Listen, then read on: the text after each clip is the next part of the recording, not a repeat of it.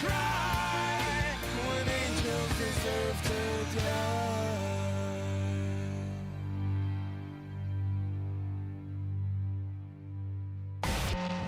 Warning. The Federal Communications Commission has determined the following content to be emotionally harmful. Funny things that you think's funny aren't funny. Give me cocks all the time. I want cocks all over me. The Alan Cox Show kicks ass, man.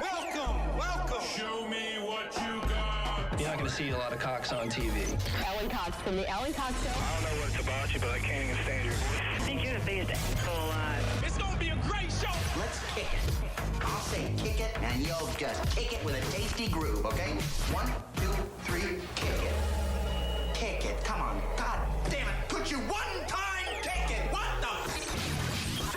Alan Cox. Here we go. He'll ad-lib. He'll be fine. It's the Alan Cox Show on 100.7 WMMS.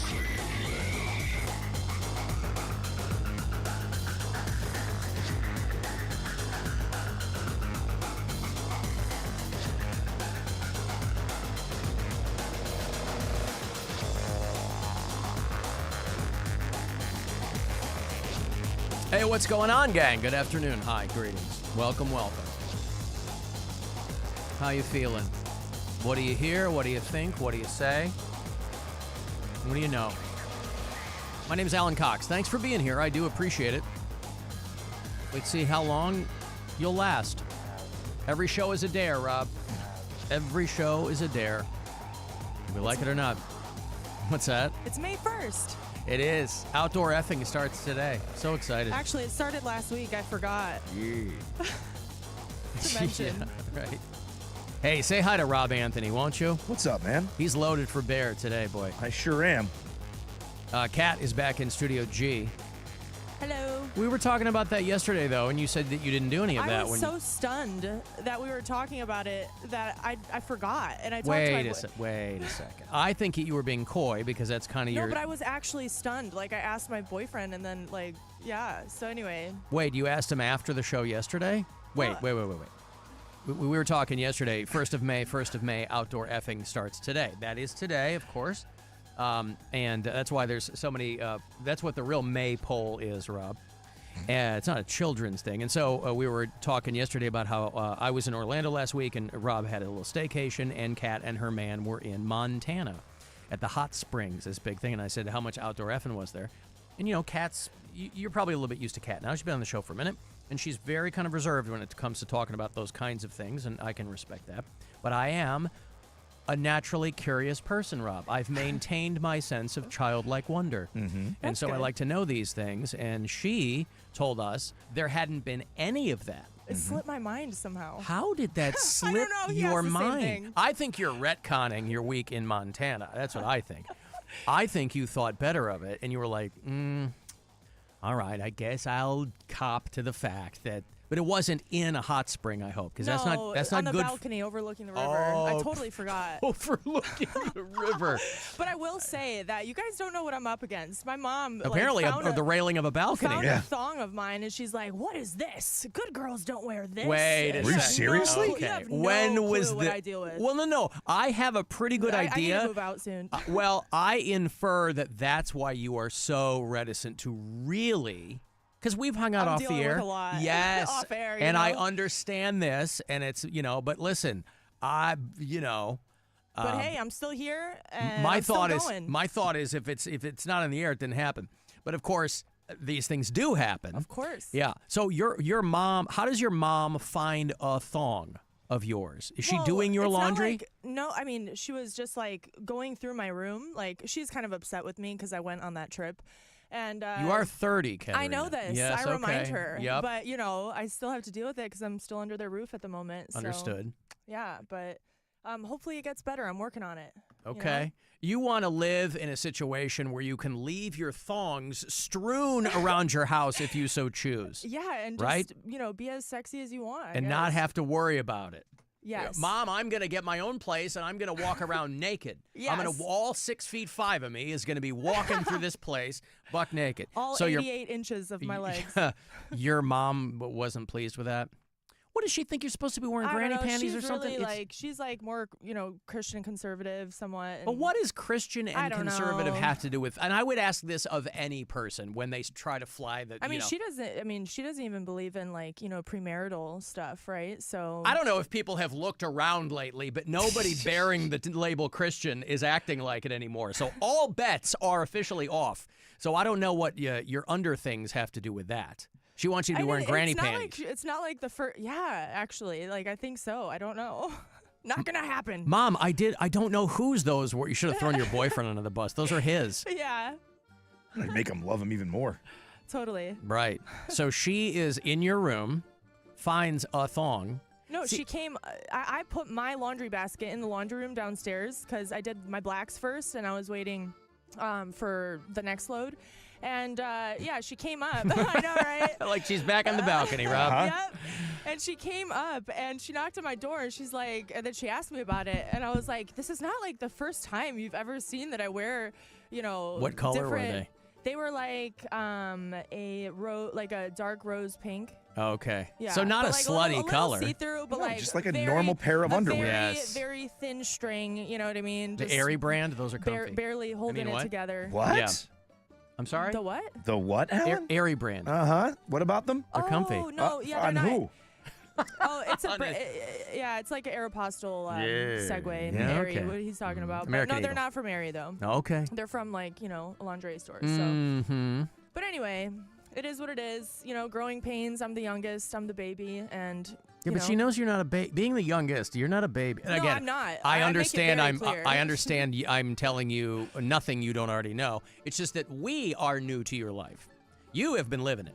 We are new to your life. Do they listen to the show? I don't think they do much anymore. Yeah, that would I be a know in good the idea, I beginning, think. Yeah, I know. And they should. Yeah, I mean, I should just tell them, like, just don't listen. Well, that'll make them want to listen more. I Yeah, wouldn't you're say right, anything you're if they're right. not I'm not now. gonna- Yeah. I listen every day, Katarina. I will find you. I have a special set of skills. I go through all of the laundries looking for the slutty thongs. I know. Hold on, your father wants to yell at you. Hello, Katarina, is your father speaking. Mother told me she found thong. Don't tell your mother I don't have problem with it. You are my girl and I love you. Yeah, I am a daddy's girl, honestly. You are your daddy's girlfriend. So when you're not around, I give your mother a hard time. I walk up behind her and I go, dong, da dong, dong, dong. She hates that. All right, Cisco. She Oh boy. Well, listen. Boy, imagine Rob when you were. You weren't living at home when you were 30, but was your mom going into your room and looking through your under things? No. My parents, for as conservative Foreign as my parents, man. as for as conservative as my parents were, by and large, they were very big on privacy. My mom never went into our rooms and looked through I things. wish. I know, right? I mean, Immigrant as families. strict as my parents were, on so many other things, they were real big on privacy. Immigrant families tend to be very enmeshed. So then, like, Yes. boundaries and things like that, like. Because everybody's on top are a of each form other living together. disrespect. Yeah, Right, I don't know, I boundaries. guess. My mom went into my room probably exactly once. I was probably 17-ish, something like that. And I had a porno DVD that I forgot to put away. Yeah. And I think that was the last time that she went into my room. She's like, hey, found your DVD and threw it away. I'm like, why would you? Why? You can't handle the truth. You found it. Okay, it's embarrassing, but leave it alone. Bobby, I know. you can tell me if you're into big booty Latinas. It's okay. That's is sadly just by okay. the title of it. I think she probably knew exactly what I was into. Besame Culo Volume 7 is okay in our house. We are very open-minded here. I was like, it's not mine. Jeez.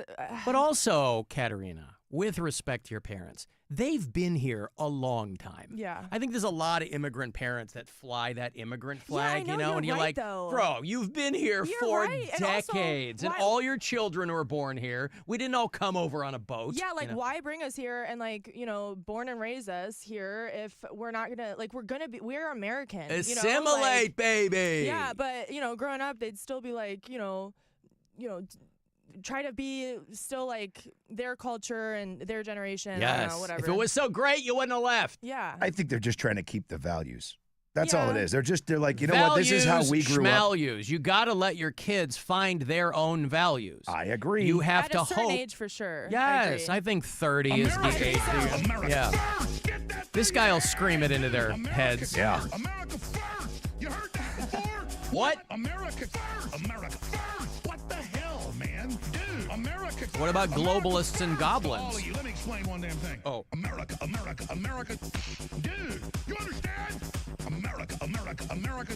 My point is America's first. America, America, America. What the hell, man? Globalists, no. Goblins, no. This is it. Everybody get ready. Okay. Thank you, Alex Jones. I've got to take a break here. I'll have more money for you closer to 2:30. That is your first of 4 keywords this afternoon, your last of the day, to grab $1,000 courtesy of the Buzzard Bookie. This is the Alan Cox Show. Everywhere on our free iHeartRadio app or whatever.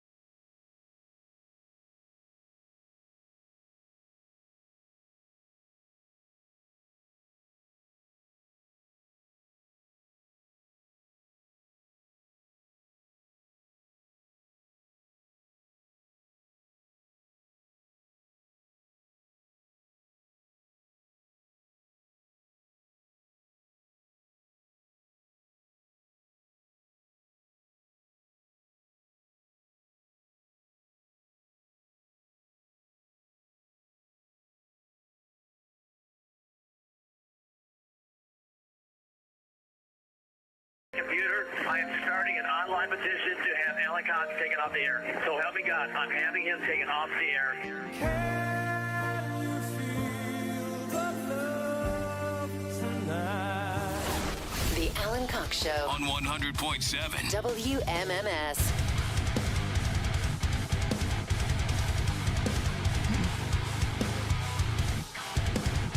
Oh, hey, we got 2 hours of metal for you. Bands like this. A great band called Invisions. Am I playing them on Saturday night? I don't know. We'll have to tune in to find out. 2 hours to midnight is the name of our weekly metal show here. Well, most weeks. But we will be there. Me and Corey Roddick and Pat Butler put together 2 hours of nothing but heavy metal in all of its various permutations. A lot of local bands that submit stuff, so we play for you. So 10 o'clock Saturday night, 120 minutes of solid metal. It's called 2 hours to midnight, and we would love to have you along. The Guardians, they got a rough start in this series against the Twins. That first game, they went down 11-1. And so far, they've only scored one run today, but if they win, they might end up taking because they won the last two. They got a real barn burner going around the corner here. 1-0 in the bottom of the fourth. They got some real hot bats. Although those big storms are coming through, too. So hopefully they can get this thing done by the time. I bet they won't, though.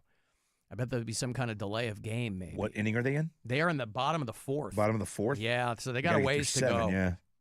And these big storms moving through this afternoon. And so severe thunderstorms, damaging winds. I haven't looked out the window. Although I did see before we went on the air today, about a half an hour prior, when I was kind of doing a little pre-show constitutional, there were a couple of horsey cops out here on I love that. Yeah, the Cleveland Mounted Police was out there, and a couple of horsey cops were going right down Euclid Avenue. I hope that they kept them hydrated because those horses didn't sound so good. It's very humid outside. I was like, hey, you got to give those guys some water, man, or something. Yeah. So thirsty. Very, very humid out there, isn't it? Very. Yeah, and baby. I always feel bad for like horses, especially when you go on vacation and like people are paying for horse rides because those horses, they look rough. Like if you ever go in the Caribbean or. Well, we went. Oh, you're talking about like. Yeah.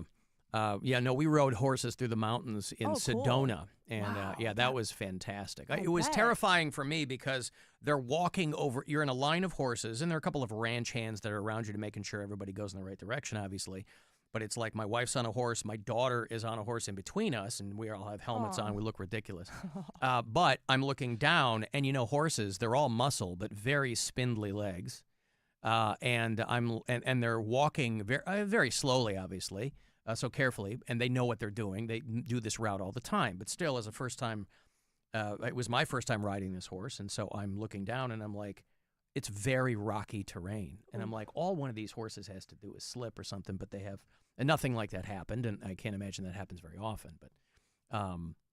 But yeah, you want to make sure that you're getting them plenty of water, and I have no reason to believe that the Cleveland Mounted Police is not taking care of their stock out there.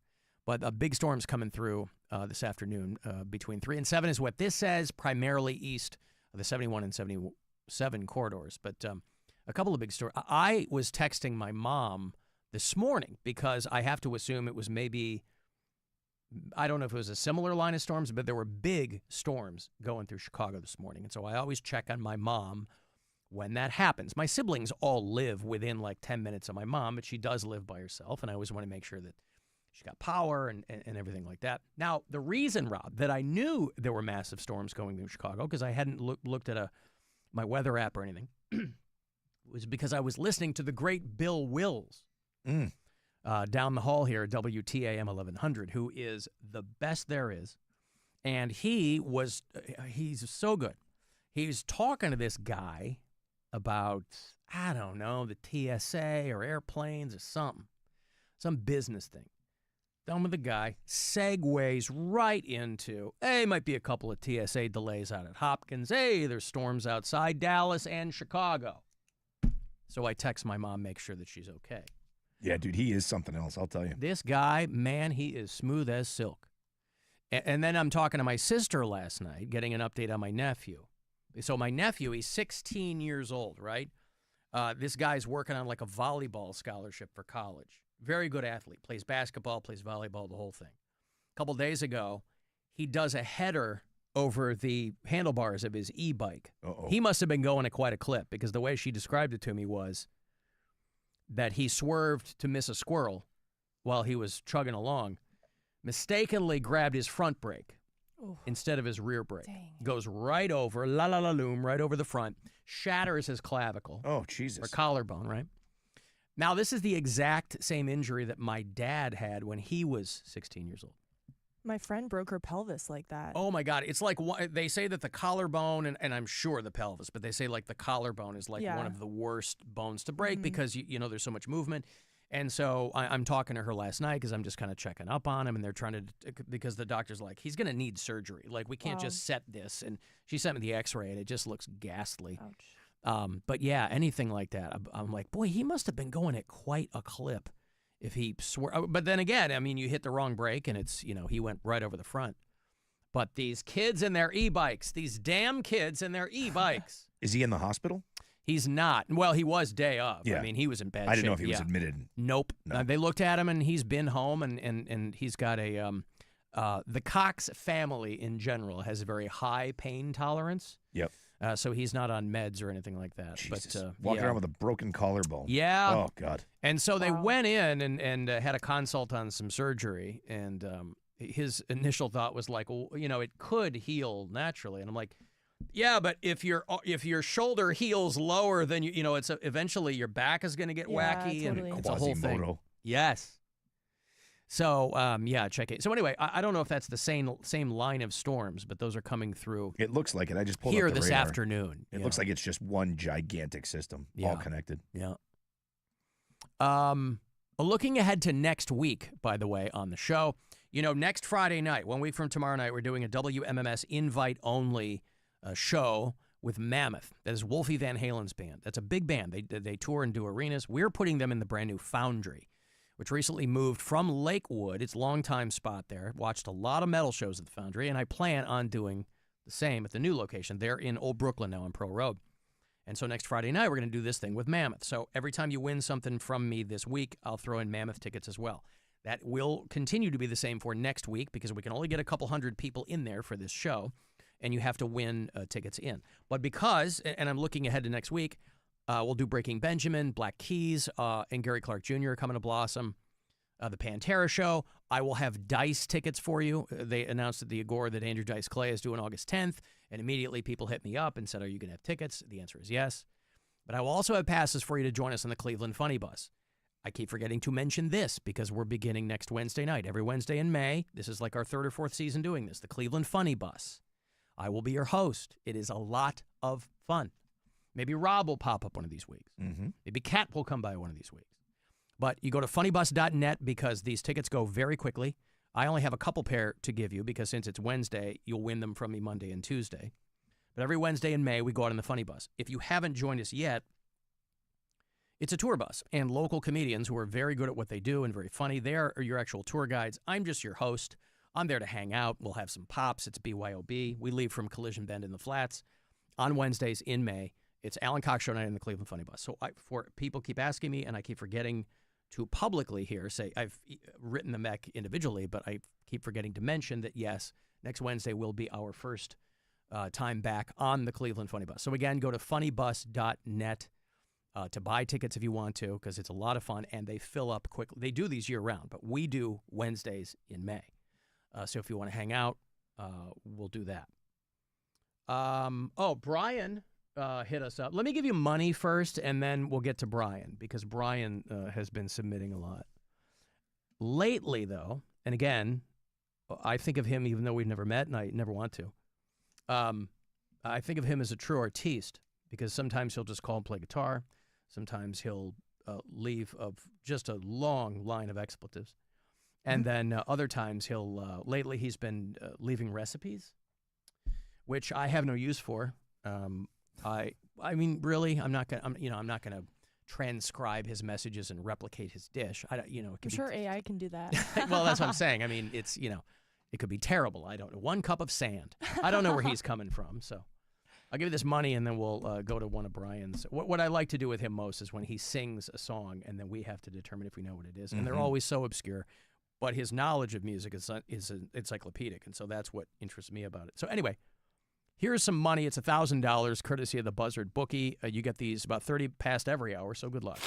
This is your chance to bet with the Buzzard Bookie and win $1,000 now. Enter this nationwide keyword at WMMS.com. Bank. That's bank. Enter it now at WMMS.com. Alan, is Paul Stanley driving the funny bus? No, Paul Stanley is not driving. Paul Stanley of Kiss? No. There would be no precedent for him driving any kind of bus. Oh. Here's Paul Stanley driving an RTA bus. Yeah. Okay, that's cool. Next stop, Tower City. They got a lot of nice shops in there. You can even get you some Chinese food at the food court. I'm Paul Stanley driving a bus. That was Paul Stanley driving an RTA bus. And with these line of storms coming through, he's been really, really busy, too. From the Weather Center, meteorologist Paul Stanley. All right. How's it feel out there, Paul? Feel good. Can you be more specific? Clear blue skies, but you know it's getting a little cool out tonight. How about the humidity? High. That's the weather from meteorologist Paul Stanley. Paul will check in with you again next hour. Cool. All right, 2-0 Guardians. He just hit a home run. Good for them. 2-0 Guardians. As they play, they're against the clock with these storms coming through. Alan, I bet you weren't the only person texting your mom this morning. You know what? Oh. Son of a bitch. I know what you're doing, and I don't care for it. I don't get it. What was he trying to do? Huh? What were they trying to do? I don't get it. Shut up, Rob. It's my penis time, my penis time, my penis my penis time, my penis time, it's my penis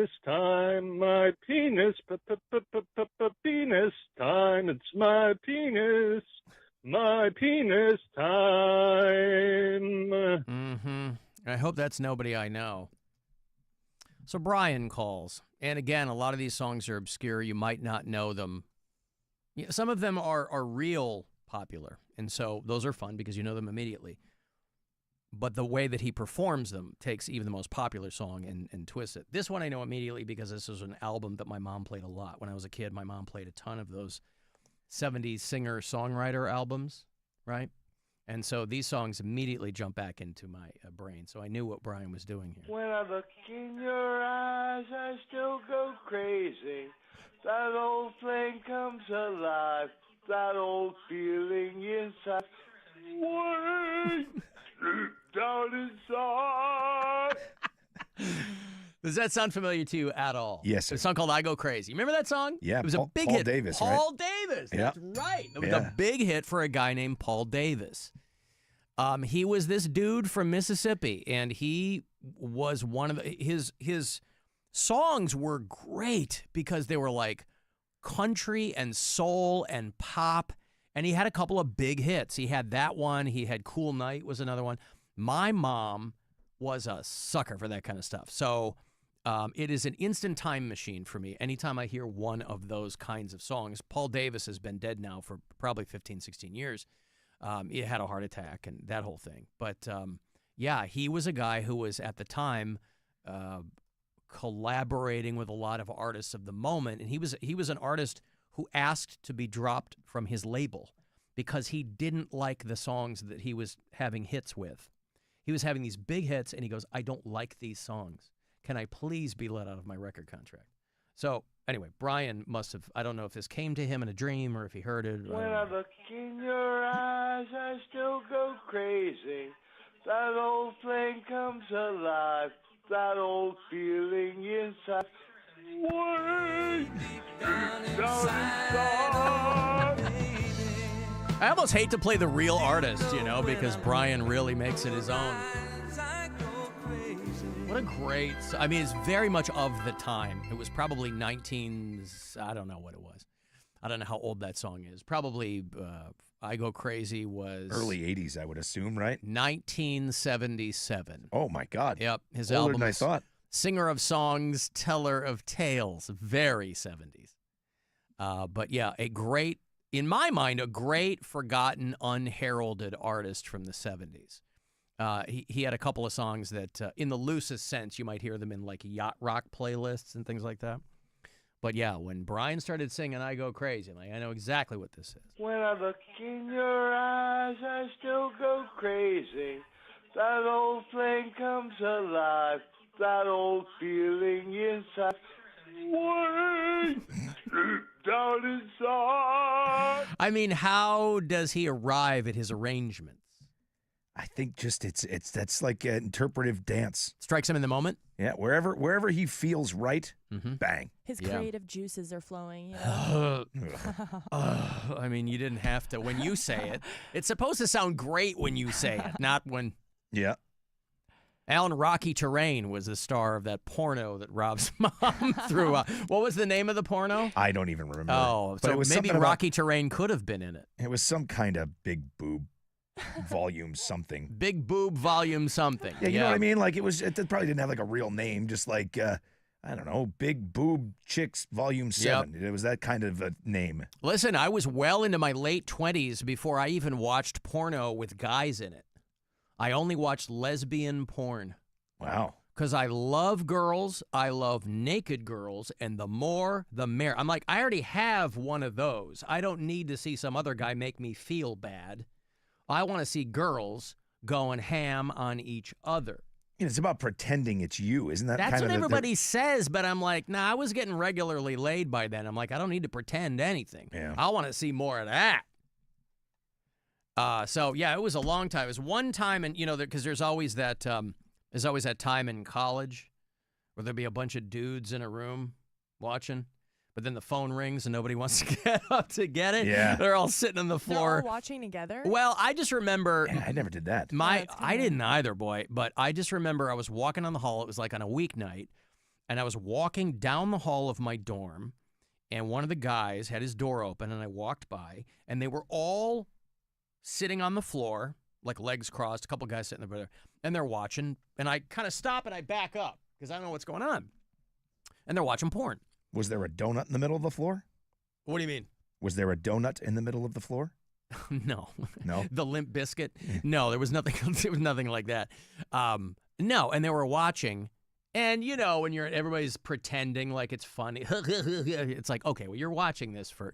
I just didn't understand the point of doing it. I agree. Group, watching porno with a group. Yeah, but it was funny because, like, literally when I was standing there talking to a guy, like, the phone rang and nobody was. I'm like, what are you worried about? You're all in here specifically to get boners. Yeah. And now you're going to pretend like, yeah. No, we were watching it for the funniness of it. But again, I didn't know how common that was. I wasn't watching porn with friends. So I really never got into it watching it with girlfriends. They were watching for the plot and the character development. I guess so, yes. No, there's a real story here, Alan. You should sit down. They were like, come on in. I go, I'm headed to the library anyway. I'll just go over there. But yeah, I wasn't sure how common that was. And I can't imagine it's very common. It's a little weird. I can't think of ever wanting to like sit down and be like, hey, man, what do you want to do this afternoon? I don't know. You want to have a beer? I was thinking more about watching porno. What do you think? But that might be us because I feel like it's not unprecedented. To watch porno with your friends? Yeah. I mean, I had never seen them all sitting on the floor together like they were getting a lesson in kindergarten, but that's what it was. I get uncomfortable if anything other than like a little bit of heavy petting happens in a movie. Like if I don't care about people. that. Yeah, I don't like it. Yeah, I don't care about that. I don't like it. Heavy petting. I love Yeah. that term. I love that term. A little light Heavy. petting is, heavy petting. Yeah. Pow, pow, pow. You start getting a little crossing the line a little bit, and I'm like, I don't want to. I'm sitting with some friends. It's always awkward. It's getting awkward. No Is it matter though? what- I mean, no, we've no. all had sex. I You know know, what I mean? No, but I I'm- still don't want to be with friends watching Or it. family. Like, no matter how family, old I you don't are, even- if you have, like, kids or, like, whatever, it's, like, still always going to be awkward if something comes up in a movie. And it's always when, like, it's a scene like that somebody walks in, too, right? I guess because I grew up with my parents being very open about that stuff, my parents had a much bigger problem with violence in movies than sex. So my parents were very open about that kind of stuff. I think to their credit and to our benefit, that stuff didn't bother. Now again, it's like I'm not going to go. I wouldn't opt to rent 9.5 weeks with my parents. I'm not going to lean into it. But it never really bothered me that much. I was like, all right, well, I don't care. Yeah. People banging it. I'm like, that's how I got here. So that's. That's a great way to think My about it. parents' but door was always closed, and we knew what they were doing. And, you know. Yeah. Why were you talking about beer holes and penises on the radio, Daddy? And so, but the guys sitting on the floor watching, I was like, that's a new one. It is, What about yeah. that one? I've got some food news here real quick.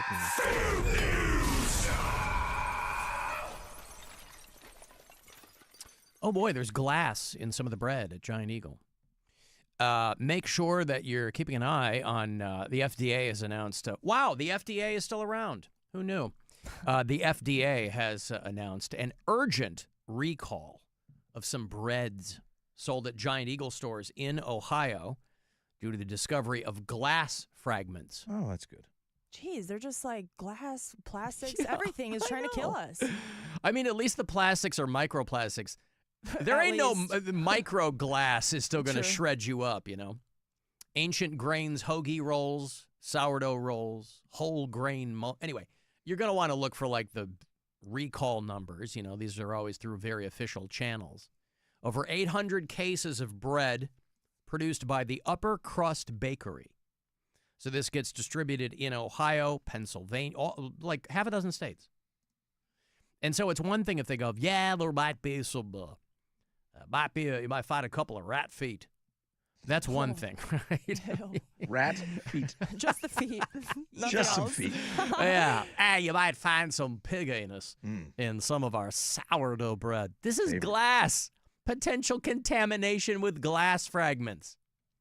The affected bread in question was available in all Ohio Giant Eagle grocery stores and Market District bakeries. So look into that if you have recently purchased anything from the Upper Crust Bakery. You go, this sandwich made my throat bleed. Is everything okay in this sandwich? I don't know. So keep an eye out for that. There's some food news for you. Hey, how about The Darkness? Remember those guys? They're coming back. They have got a new album. It's called Dreams on Toast. And so they're traversing these United States. Coming to play for you guys. The last date of the first leg of their tour. They're going on tour this summer. Last date is here in Cleveland. It is Sunday, September 21st at the Agora. You can go to agoracleveland.com for the info. I will also throw in 2 tickets for you to join us next Friday night for the Buzzard invite-only show to see Mammoth, the Foundry in Old Brooklyn, Wolfie Van Halen. So The Darkness and Mammoth, get your dance card pretty full. Caller 10, good luck. 216-578-1007 to win, or 800-348-1007. The Alan Cox Show. On 100.7 WMMS. If you need to hire, it seems like the whole process can be exhausting. You search resumes, wait for the right candidates to apply, set up initial interviews. It's a lot of time and work. Well, what if you could meet with qualified candidates for your job the very next day? Now you can with Zip Intro from ZipRecruiter. And right now, you can try it for free at ZipRecruiter.com/radio.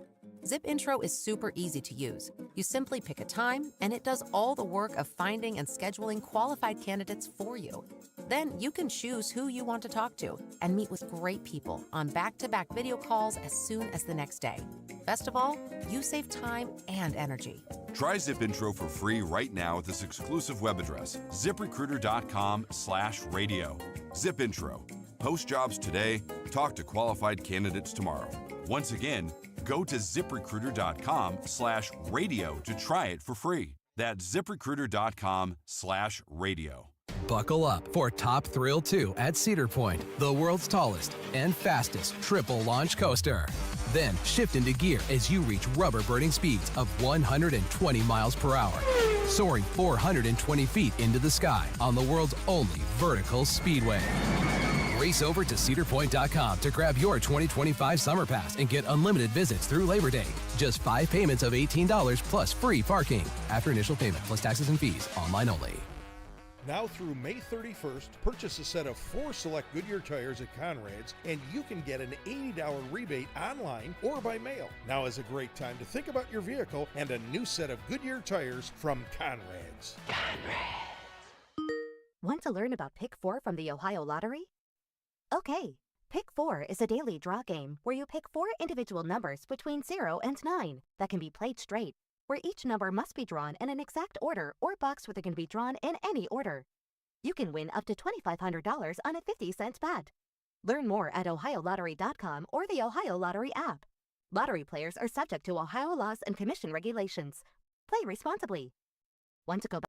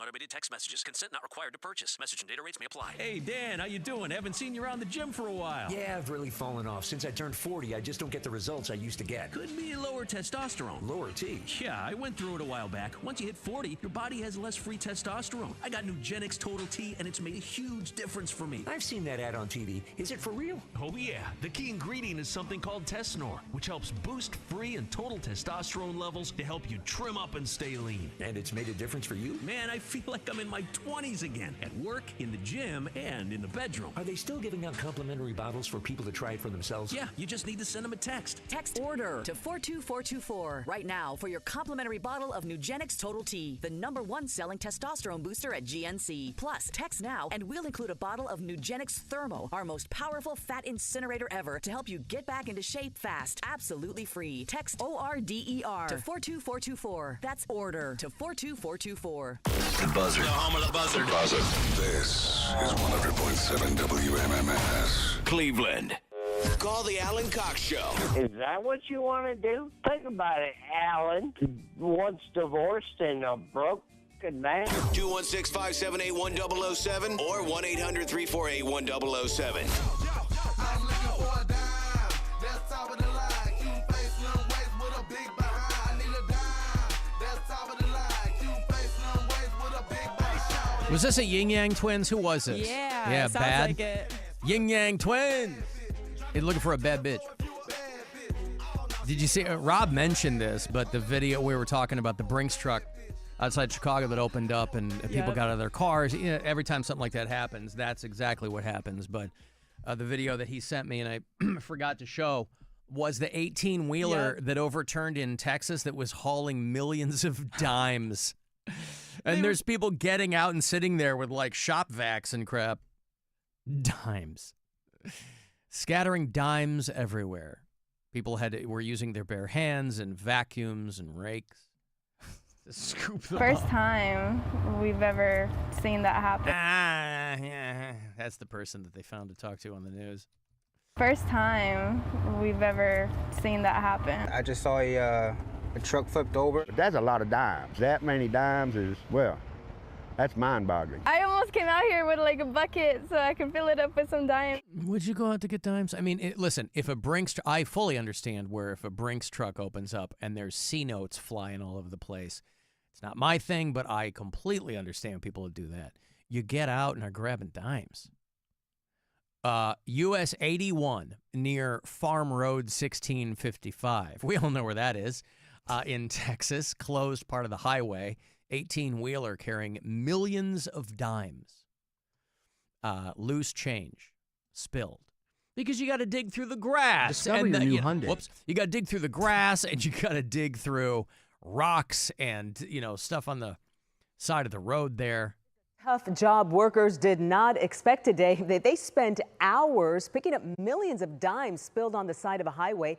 They used vacuums, rakes, and even got down on the ground and picked them up with their hands. It happened along Highway 81 in Alvord in Wise County. Adriana de Alba explained. Don't you just write it off? I mean, maybe not. Money's money. It was a rare sight that sparkled even from above. I was just curious what it was. And Along Highway 287 in Alvord, a tiny coin caused a big mess. First time we've ever seen that happen. Texas DPS says it was just after 5 this morning. Kat, what would your comment be if the news comes to you? Because all they do, if people are put on the spot, so you can't blame them for having a dumb reaction. The girl goes, that's the first time we've ever seen that. Yes, it's the first time anybody's ever seen an 18-wheeler overturn with millions of dimes in it. And so they're kind of on the spot. But you can also see them coming. So it's in your best interest, if you're going to be on a clip on the news in some to really get a good line off. Start blaring the Yin Yang Twins out of your car if they're coming by When a like truck that. driver veered off the road, overcorrected, then overturned. I just saw a truck flipped over. And when that semi flipped, silver rain came pouring down, freshly minted dimes spilling out of the truck. Millions of them. I do like silver rain, though. That's a nice little turn of phrase. Yeah. Wait, she's hold dimes on. is, well, DPS says it was $800,000 worth to be exact. that many dimes is, well, that's mind-boggling. Now, there's simply no way to know how many actual dimes $800,000 is, Rob. But I couldn't even imagine that Major number. traffic delays. The driver and passenger of the semi-truck are okay. I almost came out here with like a bucket so I could fill it up with some dimes. Crews using vacuums, rakes, sifting through dirt, even 8 million dimes. What? That can't be. It's not Yep. 8 trillion There are dimes? 100 dimes in every $100. Come on. Or 10 in a dollar. Listen, like I said, if it's the Brinks truck in Oak Park, Illinois, and there's C-notes flying through the air, I understand that. Suck it up, dimes. It's rocks and leaves and wow. And they were freshly minted. Freshly too. minted dimes, yes. Yeah, I'm probably not doing that. I'm definitely. That's what I'm saying. The Like Brinks thing, yes. Yeah, they're dirty dimes now. Who cares if they're freshly minted? Plus, you got to pick up a lot of freaking dimes to make it worthwhile. Yes. I don't know if you're probably not going to write off $800,000, but I mean, how much are you going to pay for a company to come out and do that? You get Hydro Suck Fort Worth to come out with their big industrial vacuums. Alan, they used to put glass fibers in cigarettes to get people addicted quicker. How would that make people addicted quicker? Well, I always heard about that. They put glass fibers in the filter, but I was like, how would that get them addicted quicker? This person said that gets the nicotine into the blood quicker. Now, I don't know if that's true. That sounds still hinky to me, but I'll take you at your word. I don't know. But yeah, they used to have, there's glass fibers in insulation, of course, and, cigarettes. But Alan, was Dimebag Darrell there? Ask Kat. Maybe she knows. Kat, you know about Dimebag Darrell? Yeah. In spirit. He was there in spirit. Yes. Well, listen, I remember a documentary I saw many years ago. It was called Blazing Saddles. And they got up there, and somebody had to go back and get a shrimp load of dimes. And so if there was a truck that had overturned. In fact, you know how you just spill a little out for your homies with liquor? Well, they were spilling a lot of dimes out for Dimebag Darrell. Yeah, I guess so. Alan, I was living with a guy, non-romantic. We were platonic roommates. Our ritual after work was to make dinner, take it into the living room, and watch porn. He'd get a new one in the mail every month. Watching, I wonder how old this person is. She's throwing out Chasey Lane and Tori Wells as the names. That's like back. 80s, early 90s porn, yeah. I don't know if I could eat at the same time either. Yeah, it's right? weird. Kielbasa again. Oh, God, there's subliminal advertising for dinner. Yeah, I don't know. Tortellini. Oh, God, all right. The Imagine nudie bar eating I a worked. hot dog while you do that. Yeah, no, the nudie bar that I worked at would do like steak nights, like they'd have people in. They do like these outdoor and I never in a million years would I even think about eating in a nudie bar. And it's the same thing for porno. Like you can't watch that and eat at the same time. Well, I've had, again, I'm not a huge strip club guy, but the irony is there are a lot of strip clubs that have amazing. I'm sure. And so it's like, there's a place in Chicago called Rick's Cabaret, and the breakfast at Rick's Cabaret. Now, you They're got to open for breakfast? Oh, yeah, a lot of these places are open. Third shifters coming in, right? Okay. We had it in Providence. Yeah, and so if you do your diligence, now, again, you're not going to get the honeys at the breakfast shift, but you are going to get an amazing omelet. They had it at my old station. They would do legs and eggs. It was for the third shifters, and it was just gross. I think I get the premise, right? You getting the third shifters coming off, come hang out with the radio station, some porn and some chicks. No, I do not want to eat anything whilst looking at that stuff. Egg sounds like the worst thing to eat at a place like that. The smell alone. Anything. Uh-huh. Anything. I don't even have a saltine at a strip club. Eggs in a strip club. How you like your eggs, fried or fertilized. The way you move your hips, girl, makes me hypnotized. How you like your eggs, fried or fertilized, fried or fertilized, fried or fertilized. So you wouldn't eat, no matter how good the food was, you wouldn't eat it at a strip club. I couldn't do it, man. No, there's got to be a separation of church and state with certain things, dude. Selling strip steaks at a strip club. Did not work. It's a little for on me. the nose. Couldn't do it. Could not do it. Nope. There's a place, a friend of mine used to work many, many years ago, west suburban Chicago, very small place called Stone Park. And there was a place there called Club Allure. And you'd see the billboards out near O'Hare. And it was your standard stock photo girl up on the thing. But their hook was always that the food was really good. And so obviously you'd have to, if you were somebody that wanted nothing to do with strip club food, you wouldn't go in there. But I'm telling you, this place had a short rib panini, Rob. Nope. That now all of the roast beef was up on stage. Wasn't it ham? It was a lot of roast beef up on stage, along with a lot of C-section scars and cigarette burns, but that slow cooked short rib panini, Rob. Yeah. I'll tell you what, that wasn't the only thing that was. It wasn't the only sandwich that was pressed up. Would you order yours with extra cheese? No. I didn't get cheese on it. Okay, well, just It was arugula and some crispy onions Gross. And a little bit of, you get some chimichurri on it. This is usually the route that I would go. God almighty. And then, Is this where you got the Alan Cox ribbed CD name no, from? no. I'm just kidding. But it was, it's delicious. So There it is. I got no problem with people. If there was a separate room and I didn't have to see it at the same time, I would be fine. I don't want to eat at the same time as that. Well, I wonder, you figure it's probably a way for people to not feel so creepy.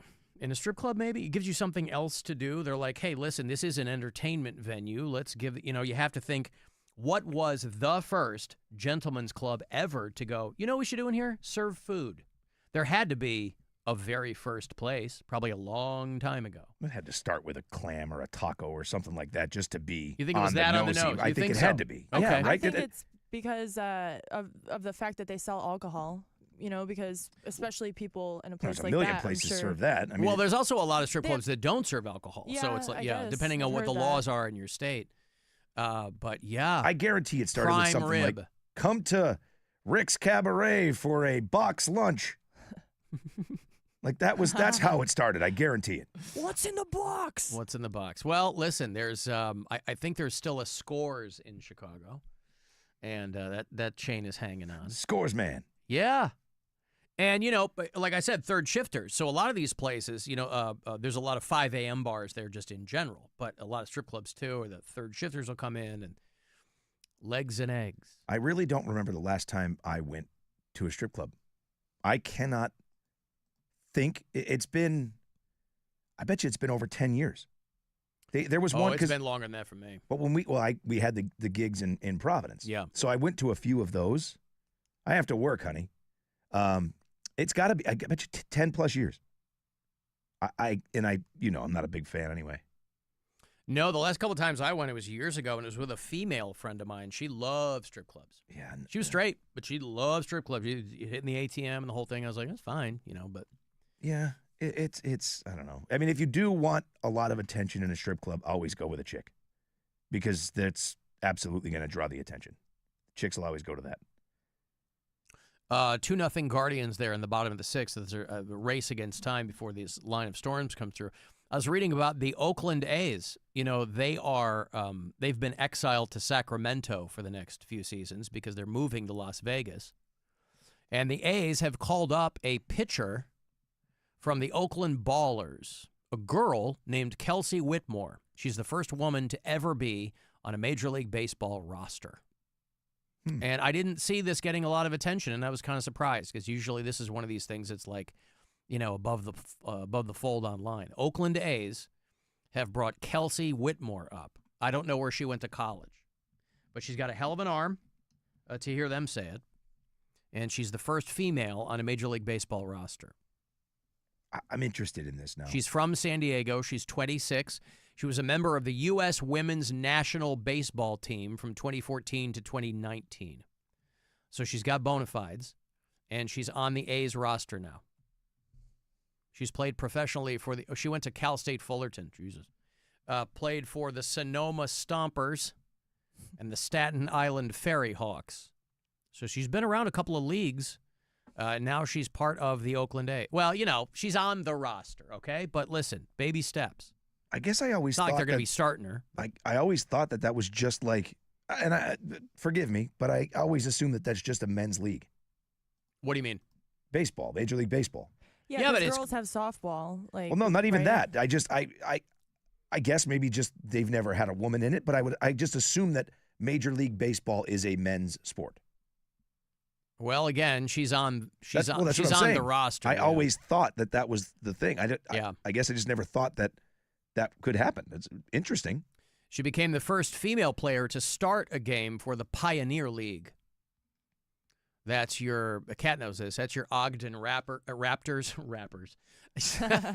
Your Ogden Raptors, your Oakland Ballers. That's the team she's coming from. They brought her over there to the A's.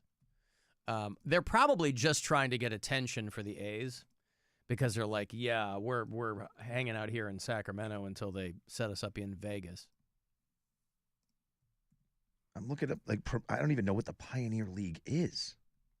Pioneer League, I mean, there's a billion of those kinds of leagues, right? I mean, we got the out by me, what the hell you call them, the Crushers or the... It's the Independent League is what they're in. That's interesting. I don't have anything against it. I just thought, I never ever thought of it as a woman could play in the Major League Baseball. Yeah. I never even considered it. Lake Erie Crushers out by us, they're part of the Frontier League. They won the Frontier Cup in their inaugural season. And because that's considered partly wine country out there in Avon. And so they're called the Crushers, and the mascot there is a grape. A grape? Yeah. What? You never been to a Crushers game? Hilarious. Yeah, it's fun, yeah. Frontier like League. Crush, like the drink. Yes. Yes. Huh. Like the lady that was stomping grapes on television and got hurt when she fell. That's the best.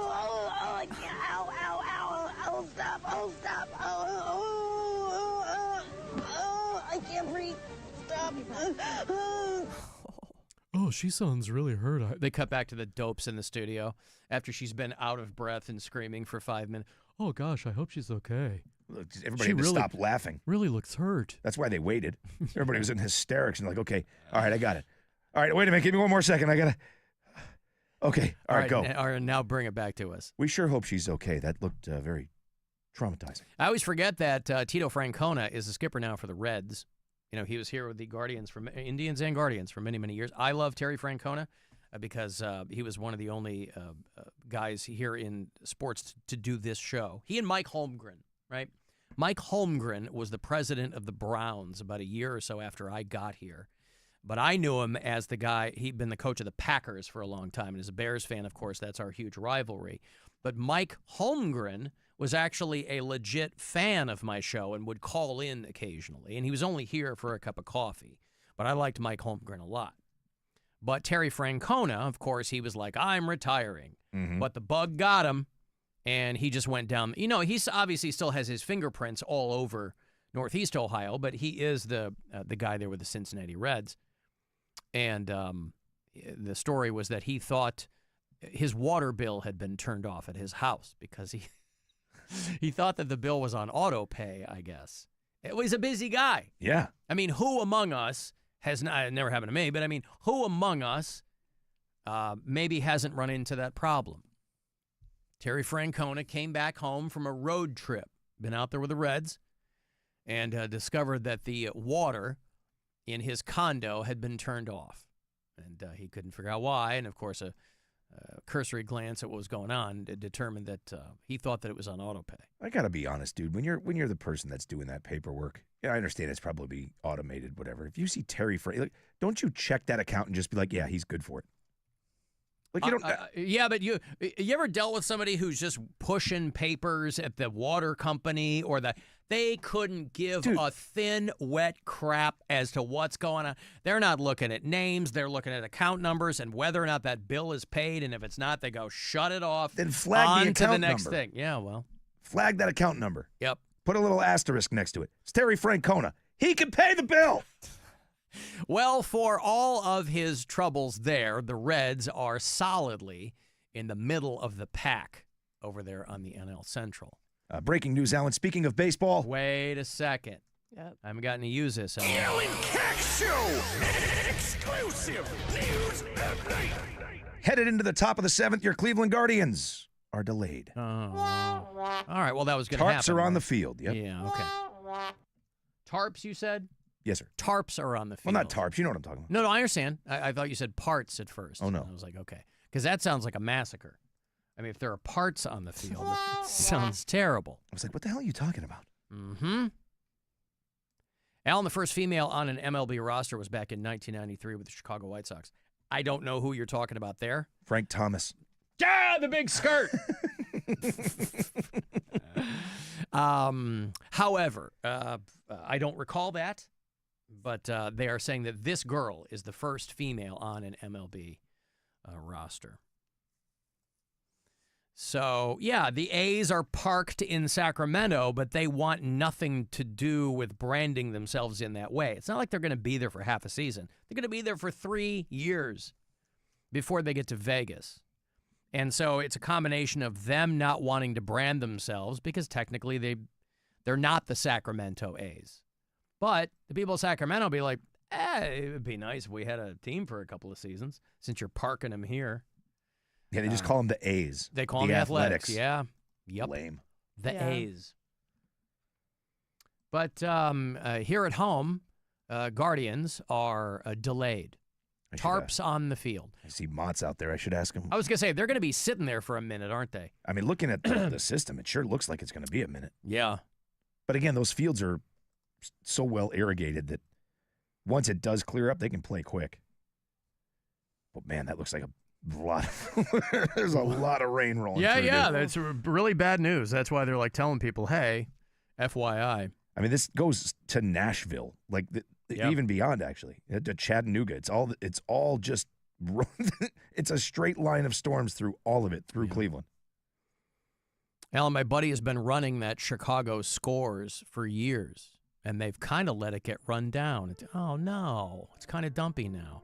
Well, that's why I was surprised it was still even open, because Scores is such an old brand, and so many other pretenders to the throne have come up in its wake that, Listen, I will say this about Cleveland. If you are a strip club aficionado, you know you've got a pretty good selection. You've got some high-ish end clubs here that you can spend your money, and you'll feel pretty good about it. Yeah, I've not been to one here. I didn't even think I know where they are. Is there like an area, like a section there all together? I see what you're doing, Rob. You're playing dumb. I'm not.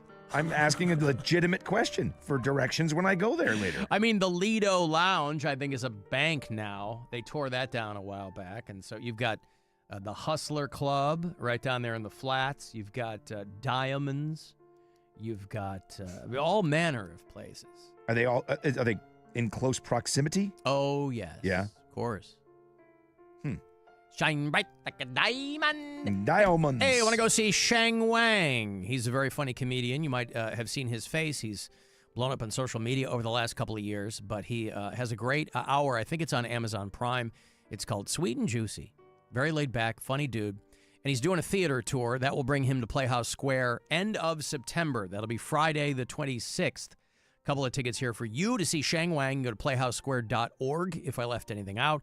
And I'll also throw you a couple of tickets to join us next Friday night. We're doing a Buzzard invite-only show to see Mammoth, Wolfie Van Halen's band, at the brand new Foundry there in Old Brooklyn, their new location on Pearl Road. So a couple of tickets for that and 2 for Sheng Wang. Caller 10, these are yours. Good luck. 216-578-1007 or 800-348-1007. Got more money for you on the way. Be listening. That next keyword is coming to get you $1,000 at 3:30 from the Buzzard Bookie. It's the Alan Cox Show. Everywhere on our free iHeartRadio app. Or whatever smart device you have. Just tell it to play the Alan Cox Show on iHeartRadio. If you're looking for your next sandwich love, check out the Cajun Crunch Chicken Sandwich. Let me say this sandwich has me feeling the heat. It's packed with bold Cajun flavors that add the perfect little kick of flavor. Plus, it's topped with crispy onions that give it a satisfying crunch in every single bite. Oh, and did I mention that this is all on top of Wendy's iconic spicy chicken sandwich? So if you love that, you have to get your hands on the Cajun Crunch Chicken Sandwich before it's gone. For that little extra kick, gotta be Wendy's. Open till midnight or later. Limited time only at participating U.S. Wendy's. Hours may vary by location. Buckle up for Top Thrill 2 at Cedar Point, the world's tallest and fastest triple launch coaster.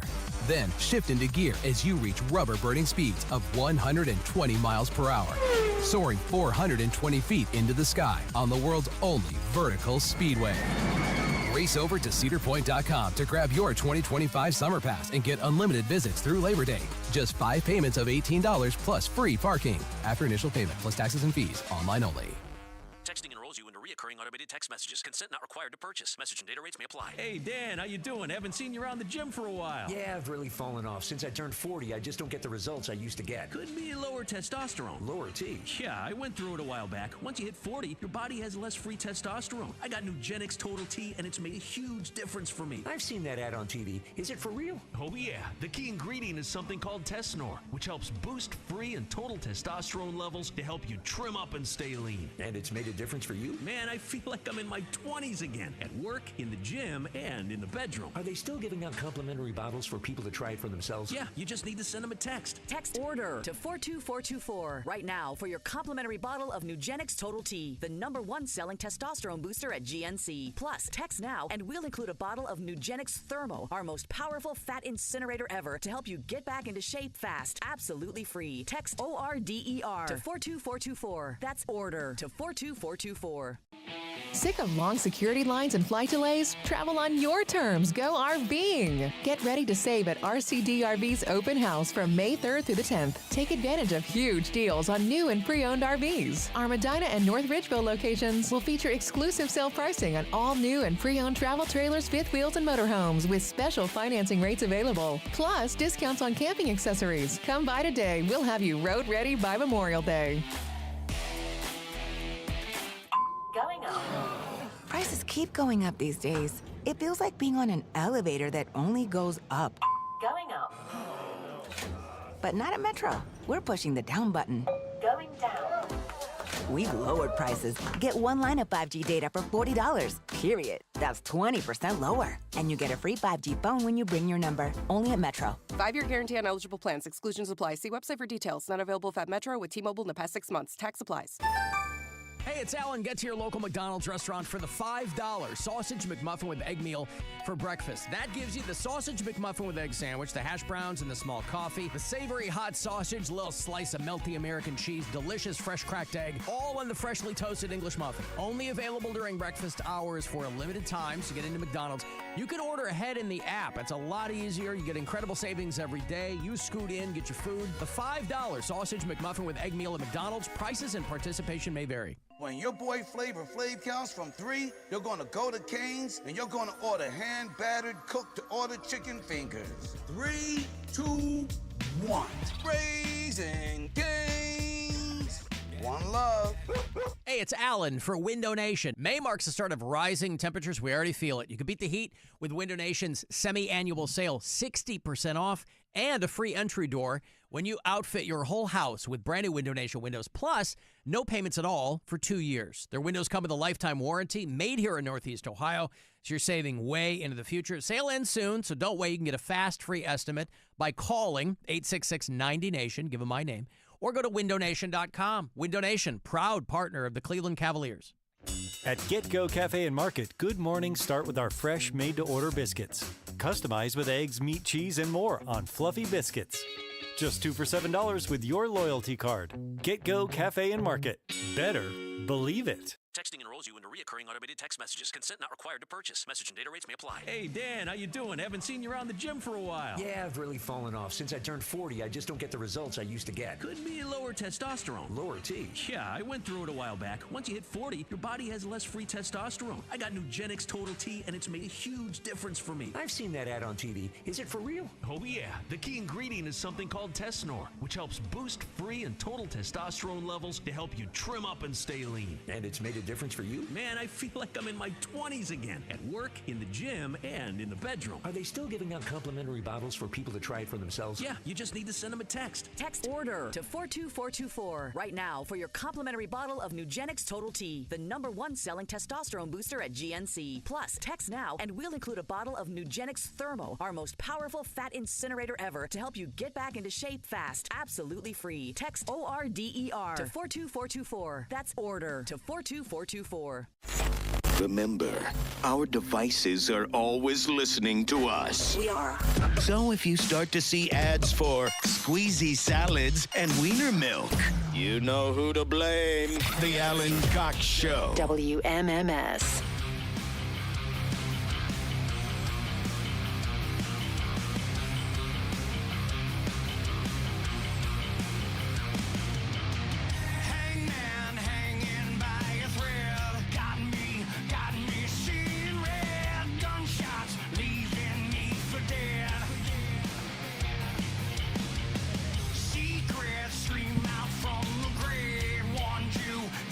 Dipped into this a bit yesterday. It's the new song from Scott Stapp, longtime frontman for Creed. Of course, this is not his first. He's done solo albums before, I think. But he's going to be on the show Monday, so I've been doing little bit of a shallow dive into the new stuff. Dead Man's Trigger is the name of the song. I think this is the first time he's really gone to like that, hey, I really should sound like Scott Stapp from Creed thing. Like, this sounds like a Creed song. Well, I was going to say before, his voice is distinctive enough where, irrespective of the kind of music he was doing, you'd go, oh, that sounds like Scott Stapp. Right. But it's, I think, in your best interest if you at least sound like, it's smart. A lot of people like Creed. And so, anyway, Scott Stapp will be on the show Monday. And we'll catch up with him then. Oh, Erica is one of our bureau chiefs down in South Carolina. She was like, hey, you guys were talking about Creed. I have no affection for the band, but everybody forgets about this banger they wrote for the Scream 3 soundtrack called What If. Remember What If? Yep. It was on their second album, but it was, I think it got bigger because the video for the song was clips of the movie Scream 3. And it was a it's pretty good. I mean, it's, fine. It's Creed. Yeah, it's Creed. I forgot about this song until Erica reminded me. It's a banger, isn't it? But yes, it is obviously a Creed song. It'd be silly if you were Creed and you made a song that you were like, we're going to do some Andre 3000. We did that hard pivot into flute jazz. Yeah. Like, yeah, we're going to do an album of flute jazz. Yeah, the days of people having patience for you completely changing your sound a la the Beatles are long gone. Well, or you already have to have amassed a very open-minded audience. Yeah. But even within that, there's bands that try to do something different, and the crowd's like, nope. But they told you. But imagine, like, you're a pop fun Beatles fan, and all of a sudden Rubber Soul lands at your house, and you're like, what? Yeah. Here's Revolver. What? Mm-hmm. Here's the White Album. What in the hell? Rocky Raccoon. Yeah. The hell is this? Right. Happiness is a warm gun. Hey, Trucker Stone. Hey, Alan. Hey, Rob. Yeah, man. Speaking of bangers, I'm just north of 2.5 hours north of there, and I'm heading to your neck of the woods. Where are you heading? Just got a load of to Plimpton, just south of Boston. Nice. Pumpkin? I got a load of various Plimpton. Oh, I thought you said I thought you said he was carrying a load of pumpkins. I'm like, boy, those tariffs are a bitch. No, I got a load of various styles of French fries, smothered, battered, steak fries. I was going to say, I would have preferred chip fries. pumpkins. All right, so you're hauling a load of French fries. Yeah, I got to head down to Cisco in the morning, and figured I'd holler at Rob and let him know I was in his neck of the woods. I'm an upstate Yankee from New York, near Buffalo. I sound more Canadian if you start talking to me from over there. I have a horrible Boston accent. I try, but I'm up here in Maine at the moment, heading south. Awesome. All right. Well, bounding down. Enjoy that lobster roll, Stone. Safe travels. There you go. All right, thank you. There's Trucker Stone. Up that Bangor, Maine way. We got people in Maine, don't we? 2 hours north. 2 hours north. What do we have? We have Scott in York, Maine. You know where York is? I do. Scott lives in York, Maine. Lucas lives in Portland, Maine. He's probably going to the university there. Ryan lives in Portland, Maine as well. Portland, Maine. Yeah. Can't get that from here. A nurse that calls us from Lewiston every so often as well. I'm sitting right here, my coworker at St. Mary's Lewiston Medical Center. We're phlebotomists. We're a couple of phlebotomists. Phlebotomists. How do you like us now? We're drawing everyone's blood. When I was we were in Orlando last week for my daughter's spring break, and one of the days, different things than every day, and one of the days we went to Disney's Animal Kingdom. And, I got my first tattoo some time ago, and it is a band around my forearm of the Chicago flag, and it's amazing to me, and I guess I didn't really think of it, because why would I? But it's amazing how many people approach me. They go, oh, you're a big CM Punk fan. Oof. And I go, well, I know him. I'm like, and he's a nice guy, but I'm like, that's not what that is. I go, he's from Chicago, and so he's probably got the tattoo. I've never really paid that close attention. I said, it's just a Chicago flag, and that's probably, we both have that tattoo. And so a guy approaches me, a guy working at one of the stands at Disney. And it was supposedly, I don't know what it was supposed to be for, but it had the whiff of a Disney timeshare pitch. these two guys standing there, young guys, bored to tears, but trying to get people to come over. They got a clipboard or whatever. And I can see in my periphery as my daughter is looking at some Disney pins, and I'm just kind of standing there screaming in my head, right? And I can see in my periphery that the guy is sauntering over to me, and I'm like, oh, here comes the pitch. And he goes, big CM Punk fan, huh? He's the best. And it took me half a second, but I go, oh. I said, no, and then I'm explaining it to him. And I found that I've had to explain that on more than a couple of occasions. And then towards the end of another day, we went to a place in Orlando called Discovery Cove where you can, like, swim with dolphins and things like that. And did I talk about the lady who asked me if I was from Chicago or Cleveland? No. I mentioned, okay, so I'm standing there, and they're getting ready to roll these flamingos out. I'm standing there with my daughter, and there's a lady standing next to me, and my back is kind of to her because we're kind of in line waiting for these animals to come out. And she goes, are you from Chicago or Cleveland? You're sending mixed messages. And I was wearing a WMMS T-shirt. But I initially was like, how the hell does she know what my tattoo is? How does she know that that's Chicago? And it turned out she's from Avon Lake. Oh. Did she know you? What? She did not. No. And that was just fine because it was a very brief conversation, and that was good. And I explained myself, and we went on our separate ways. I'm looking everywhere. I do not see a. Oh, I guess it's not a tattoo that he has. He has merch that's the Chicago flag shirt. Oh, okay. So that's what it is. Okay. Gotcha. All right. So that's pretty lame. If people think that's a tough putt. Well, no, but listen, I'm sure that there are a lot of, wrestling fans are serious, and there are probably all kinds of dudes who have, like, tattoos of their favorite WWE guy or something, but he reps Chicago a lot. That's what it is. So he carries a Chicago flag. Yeah, sometimes. he does do that. Sure. So that must be what it is. People just don't know that it's the Chicago flag.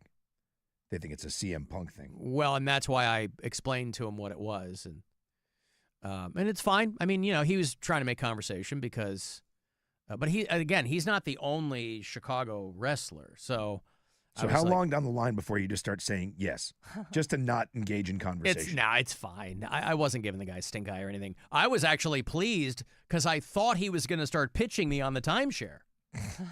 So I was like, oh, okay. Yeah, it would have been. I was happy to explain that to him because it doesn't take long to clarify. Second, third time, I'd be done. And big CM Punk fan? Yep.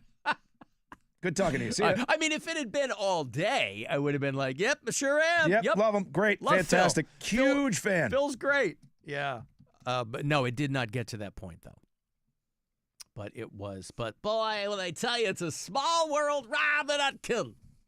Avon Lake, right there down in Florida. Well, you said it before, man. Anytime you travel with that Buzzard shirt, people see it. If you want to have a conversation somewhere, wear a Buzzard T-shirt. I'll tell you what, this was one of those rare occasions where not one person called out my MMS T-shirt. Wow. Now, I got more people hitting me up because of my Deftones T-shirt, which is an old, perfectly normal, innocuous black and white Deftones T-shirt, and I couldn't figure out what was going on, and then I just was like, oh, right, because every dope here, his wife made him wear a Goofy shirt or something, or he's got the goddamn ears on. Yeah. So I think they were just looking at me. They had this look in their eyes like they just had, I was getting fist bumps and high fives and stuff, and I just didn't understand what was happening at first. And then I was like, oh, of course, because I'm not walking around wearing goddamn, board shorts with Minnie on the ass or anything like that. Well, the worst is when you see those poor sons of bitches walking around with those T-shirts, like the Frozen characters on them, and it's like Smith Family Vacation 2025, and the guy's just walking like with his head down, all dejected. I don't want to be wearing this goddamn shirt. I appreciate people who are he's a goer. I mean, whatever. I appreciate people that are trying to not be odd man out in those situations. I certainly don't envy them though. I don't know if I could, man. Listen, if there was somebody who's like, hey, this is what we're going to do, I'd be like, okay, I'm not trying to be a dick. I'd do it for a picture. It's not about me. Like, we're there for my kid. You know what I mean? But I do not envy those people. No. And some of them are way into it. So it's like, if that makes you happy, God bless. Yeah, I would either try to find a way to do something to the shirt to wear it so everyone would laugh. Yeah. Or I would do it for a picture and be done with it. But I did, and I'm embarrassed to say how long it took me to get into the habit of packing WMMS T-shirts when I travel. but I've been doing it now for a few years, and everywhere I go. And that's the fun of it, really. Yeah. I was in the middle of nowhere, Arizona, at this restaurant, literally in the middle of the and this guy goes, hey, MMS. Now, they don't know me, but they know MMS. That's fine. They don't have to know me. It's not an Alan Cox Show shirt. It's an MMS shirt. You know, middle of nowhere, Arizona. This guy's like, hey, I'm from Euclid. I'm like, cool, man. What do you do for them? I go, I do a show for them. Oh. I'm like, cool. That's awesome. Yeah. But yeah, this time in Orlando, not one person. And you went to the park. Went to the park. And that's fine too. I was surprised. Yeah. Because I was like, oh, this is, it'll be fun. But yeah, nobody.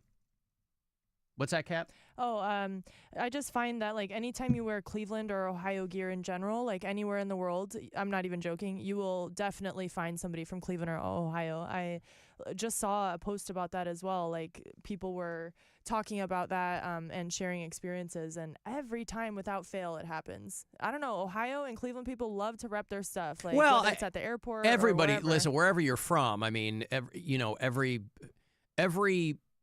metropolitan area now has a T-shirt sector of their economy, right? Yeah. Detroit versus everybody, or Chicago T-shirts, or whatever. Cleveland's no different there, and that's fine. But the WMMS T-shirt for me specifically is interesting. That's the one where people come up and they go, "Oh man." Yeah, that's definitely cool. I remember them from the blah, blah. And it's not like anybody's like, oh, yeah, I remember when you first came to Cleveland. These are people who are like, oh, yeah, I remember, because, again, if they're from Euclid, they've been living in Arizona for 40 years now, right? These are not like college dudes coming up to me. But it's fun. When I took this job, my boss at my first radio station when I was 17 sent me a picture of him wearing a Buzzard shirt. He's like, I still have mine. And he put it on and sent a picture. I mean, it's just iconic. It's so well known. Yeah. I mean, again, I had never been to Cleveland until I moved here. WMMS was literally the only thing I knew about Cleveland and the Drew Carey Show. And the Indians. And I didn't watch that show. So, I didn't see Major League. So I didn't, Oh, right, yes, of course. I knew the sports teams, of course. But I mean, like, in this industry, I knew WMMS. Yeah. And its pedigree and its history and all that kind of stuff. That's why when I got the call, they're like, you want to come work at WMMS? I'm like, when do I start? Of course. Nice. Of course I do. Let me give you money here. It's you got a last couple of chances today to grab $1,000 courtesy of the Buzzard Bookie. So listen closely, and I hope you win. This is your chance to bet with the Buzzard Bookie and win $1,000 now. Enter this nationwide keyword at WMMS.com. Cash. That's cash. Enter it now at WMMS.com.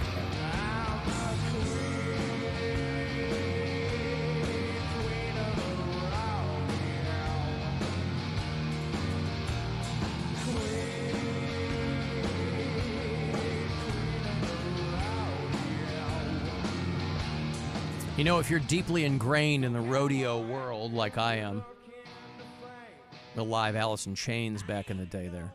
I was going to say, from good Dallas. pull, man. Yeah, Queen of the Rodeo. Wow.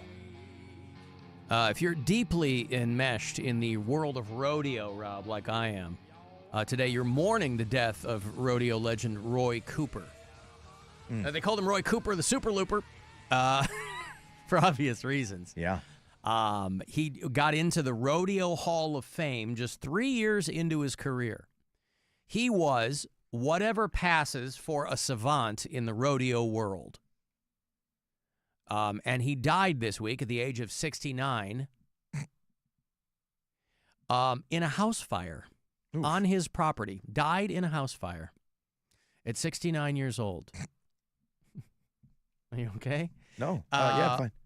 Roy Cooper, the Super Looper. That's not an old man. I mean, he's been in the game for a long, long time. Mm-hmm. And so he won't see his 70th birthday as he died in a house fire at the age of 69. Nice. And so his family put a statement online, launched his career in 1976. And just 3 years in, he was inducted into the Pro Rodeo Hall of Fame. Third-generation rodeo star. His parents were also roping dogies back in the day. Sure seems like there isn't a whole lot that you have to do to get into that Hall of Fame. 3 years in and you're in? Like, it's not like, hey, you've been doing this sport for, well, then again, people get their asses kicked so much in rodeo. It's probably 3 years is like working 20. That's what I'm saying. Yeah. I mean, they were probably like, hey, this guy, Yeah, the super looper, so he was really good at it. If you don't break your neck in the first 18 months, you get in. Yeah. I saw the Luke Perry movie. They said that he inspired generations of cowboys. And, 3 years in, inducted into the Rodeo Hall of Fame. So Roy Cooper, the super looper. What a way to go. It's not like he broke his neck, anything like that, died at 69. Nice. In a house fire. What a terrible way to go. From the Rodeo Hall of Fame to the Radio Hall of Fame, they unveiled the list of the 2025 nominees. Speaking of, by the way, and I thought he was already in, but speaking of the glory days, I hesitate to call, back in the day, those the glory days of WMMS. The station has changed so much, and I know lifelong Clevelanders might associate the radio station with different things, but it has been this iteration of the Buzzard for a long time now, right? Yeah. 20 plus years. So whether or not you can apply glory days, I guess depends on what you think. I like to think that my time here, Rover's time here, Stansbury's time here, I like to think that these are the glory days of this radio station. And of course, I've put my nose to the grindstone for a decade and a half to do my level best to decimate the legacy of this great radio station through my participation. Anyway, I digress. Kid Leo, who I thought was already in the National Radio Hall of Fame, is among the nominees for the class of 2025. A lot of prominent people, a lot of people who didn't come up in radio, but okay. Alice Cooper. Okay. People think I'm being self-deprecating or cheeky when I say my name will never be mentioned in association with the National Radio Hall of Fame. I'm not a prominent person industry-wide, so I have no illusions about that. But a lot of these, and again, these names are names that you wouldn't know unless you lived in those cities, but they are people who are prominent in those, Bert Weiss. Yep. He's been a big deal in Atlanta for a long, long time. Personally, he's a colossal pain in the ass. But if you're operating at that level, okay. Yeah. But he's also syndicated. That helps. This is not a syndicated show. I don't know why, but okay. Big D and Bubba. That's again, we have bureau cheese all over the place. People might know these shows. They did like a corn pone country show. A lot of these are syndicated shows. Bob Surratt. A lot of these names are Chicago names, so those are the guys I pay attention to. Bob Surratt, Bob Stroud. Kevin Matthews. When I was working with Jonathan Brandmeier at the Loop back in the day, Kevin Matthews was on after us in the midday. That's where Doogie and I met. Yep. 30 plus years ago. She was with Kevin Matthews. I was with Jonathan Brandmeier. Martha Quinn. That one boggles my mind. Who works for this company. Well, but she did all those MTV VJs were from radio. So Martha Quinn did begin in radio, I think. The other ones at least were. Maybe she did. I mean, she's been back on the air. She does middays on one of the stations here. She's on Magic. And it's terrible. Well, but not a lot is being asked of her. Well, and she's right there because she's a name. Well, right. But how does that put you into the Radio Hall of Fame? I don't know. What qualifies you to be in the Radio Hall of Fame? Enrique Santos, another one who works for our company. What qualifies him to be in the Radio Hall of Fame? I guess D.L. Hughley. Right. So obviously they want names that people know. I get it, man. Dee Dee McGuire, she was on an huge urban morning show in Chicago when I was a kid. She was on WGCI for a long time. Colin Cowherd, there's no doubt that Colin Cowherd is an extraordinarily prominent broadcaster in sports. And actually deserves to be in. John Garabedian, who hosted a show called Open House Party. If you ever listen to pop radio, top 40 radio on Saturday nights for the past 40 goddamn years, I think he's dead now, isn't he? No, he's alive. Oh, he is alive. He was, but he passed the torch. Yeah, his whole thing was in the Cape, and he owned radio stations. I think he still owns radio stations there now. So it's a big, long list. Funkmaster Flex, a couple of names I don't know on here. Scott Simon, he was over at NPR for a long time. Mojo in the Morning, who's been syndicated out of Detroit for many years. When I was on in Detroit, he was at one of our other radio stations. But Kid Leo was the one that jumped out at me because, of course, he's representative. And again, WMMS remains the only radio station he ever worked at. Yep. Which that, to me, is the more interesting thing.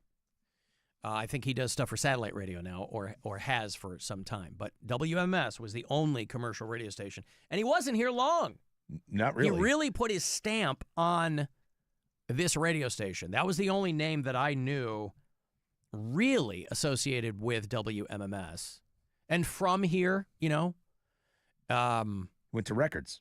Went to Records. That's right. Was he Columbia? Is that where he went? He worked Records for a long time. Yeah. I think he went to Columbia and then he started doing stuff on Sirius when he retired. Oh, maybe he was here for a long time. Oh, I'm sorry. He was here. I thought they had said he was only here for 16 years. Okay. So he was longer than me at this point. But yeah, no, he's a big, big deal.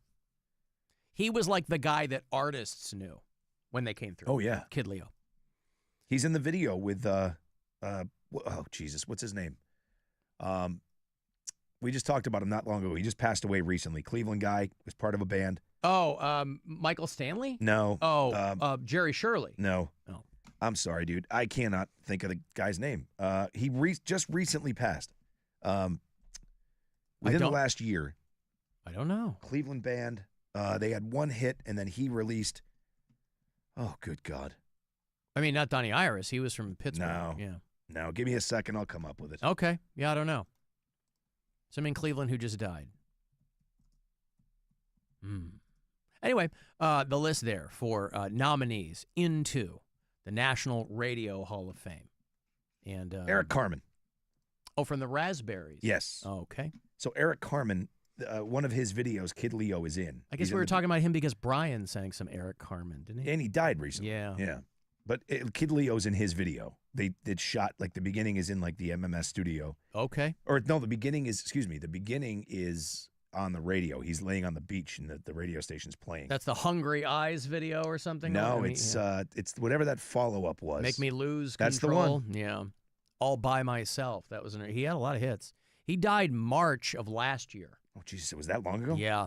Ooh. In Lyndhurst. I guess that's recent. It's recent-ish, yeah, relative piece of time. So congratulations to everybody involved. We would love, even though I've never met the man, respect for Kid Leo. Let's see if he gets in. He should. He definitely should. Yeah, I think he absolutely should. Looking at this I'd list, rather see him, as with the Rock and Roll Hall of Fame, I don't have a dog in the Radio Hall of Fame fight, but I would much rather see him get in than Alice Cooper, who does a syndicated show, but it's not like people associate Alice Cooper. Of course, his music's been on the radio, obviously, but that's not really what this is. Yeah, I mean, he definitely deserves to be in. I think he'll get in. I'm going to break here. Want to send me a text for anything, 35192. If you listen to us on the iHeartRadio app, you can drop talkback microphone messages there, and you can watch live on our YouTube channel. This is the Alan Cox Show on 100.7 WMMS. Have you heard? Dollar Bank's new Smart Savings account offers annual percentage yields as high as 4.25%. That's right, 4.25% up to $10,000 with the safety of FDIC insurance. And with no minimum balance requirement and no monthly service fee, the savings really add up. It's truly an account for everyone. Smart Savings also provides the benefit of a great checking account with perks such as card controls to turn your card on or off, real-time card activity alerts, mobile payments, and more. Get started today. You can open an account online in less than 5 minutes at dollar.bank/smart or by visiting your local Dollar Bank office. Do more with Dollar Bank, your local community bank, and don't miss your opportunity to earn up to 4.25%. Dollar Bank, let's get you there. Equal housing lender member FDIC. Annual percentage yield offered on balances from $0 to $10,000. Rates may change without notice. Everything checking with certain requirements applies. Account opening is subject to approval and accounts are only available to consumers residing in Dollar Bank's markets. Hi, I'm AJ Petiti. Everything you've been waiting for is arriving now at Petiti Garden Centers, and we have amazing offers to get your garden started, like our famous BOGO hanging basket sale. Shop our entire selection of annual hanging baskets right now at buy one, get one free, and take advantage of 3 for $12 on Angelo's Farm Market veggies and herbs. Plus, our 50% off sale continues on knockout roses and upright arborvitae. Petitti's, celebrating our 10th location, now open in Bath Township. As America's leading business lender, Bank of America is on your corner and in your corner, right here in Cleveland. With $215 billion in business loans and over 3,700 business specialists across the nation, we help businesses thrive so communities prosper. What would you like the power to do? Learn more at bankofamerica.com/local business. Bank of America, official bank of FIFA Club World Cup 2025. Copyright 2025 Bank of America Corporation, all rights reserved. Going up. Prices keep going up these days. It feels like being on an elevator that only goes up. Going up. But not at Metro. We're pushing the down button. Going down. We've lowered prices. Get one line of 5G data for $40, period. That's 20% lower. And you get a free 5G phone when you bring your number. Only at Metro. 5-year guarantee on eligible plans. Exclusions apply. See website for details. Not available at Metro with T-Mobile in the past 6 months. Tax applies. When you're hiring, have you ever felt like you're missing out on meeting truly great candidates for your roles? It seems impossible to find them, but they have to be out there somewhere, right? Well, they're not hard to find when you know where to go, and that place is ZipRecruiter. And right now, you can try ZipRecruiter for free at ZipRecruiter.com/radio. ZipRecruiter helps 10 million people with their job search every day. And because these people are actively looking for jobs just like yours, it's easy to find the right person right away. In fact, 4 out of 5 employers who post on ZipRecruiter get a quality candidate within the first day. But if you're not using ZipRecruiter, you're missing out. So see what it's like when the impossible is easy. When you go to ZipRecruiter.com/radio right now to try ZipRecruiter for free. Once again, that's ZipRecruiter.com/radio. ZipRecruiter.com/radio. Never miss out on great candidates with ZipRecruiter. If you're looking for your next sandwich love, check out the Cajun Crunch Chicken Sandwich. Let me say this sandwich has me feeling the heat. It's packed with bold Cajun flavors that add the perfect little kick of flavor. Plus, it's topped with crispy onions that give it a satisfying crunch in every single bite. Oh, and did I mention that this is all on top of Wendy's iconic spicy chicken sandwich? So if you love that, you have to get your hands on the Cajun Crunch Chicken Sandwich before it's gone. For that little extra kick, gotta be Wendy's. Open till midnight or later. Limited time only at participating U.S. Wendy's. Hours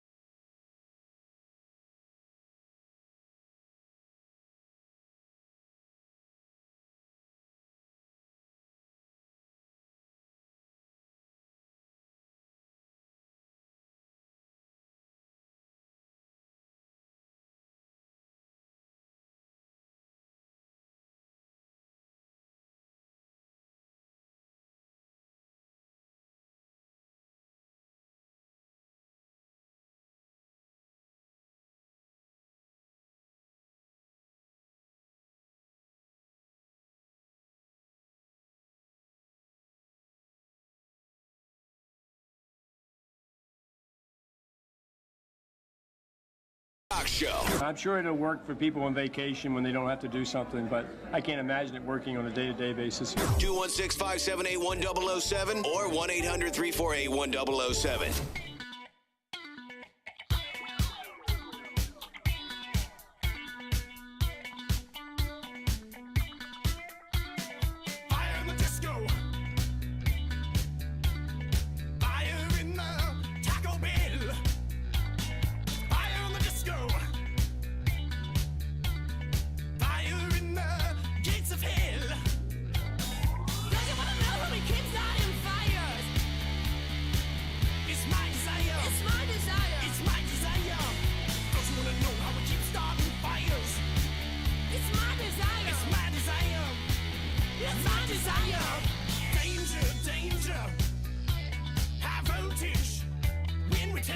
We keep getting those severe thunderstorm notices, warnings.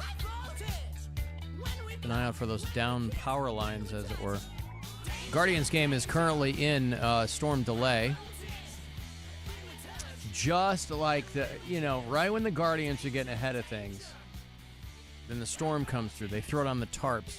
I think they're actually back. Oh, really? Yeah, I think it's let's see. Hold on. Yeah, it's the top of the eighth, 2-2. Oh, okay. So well, that just blew great. through down to 2-2 the top of the eighth.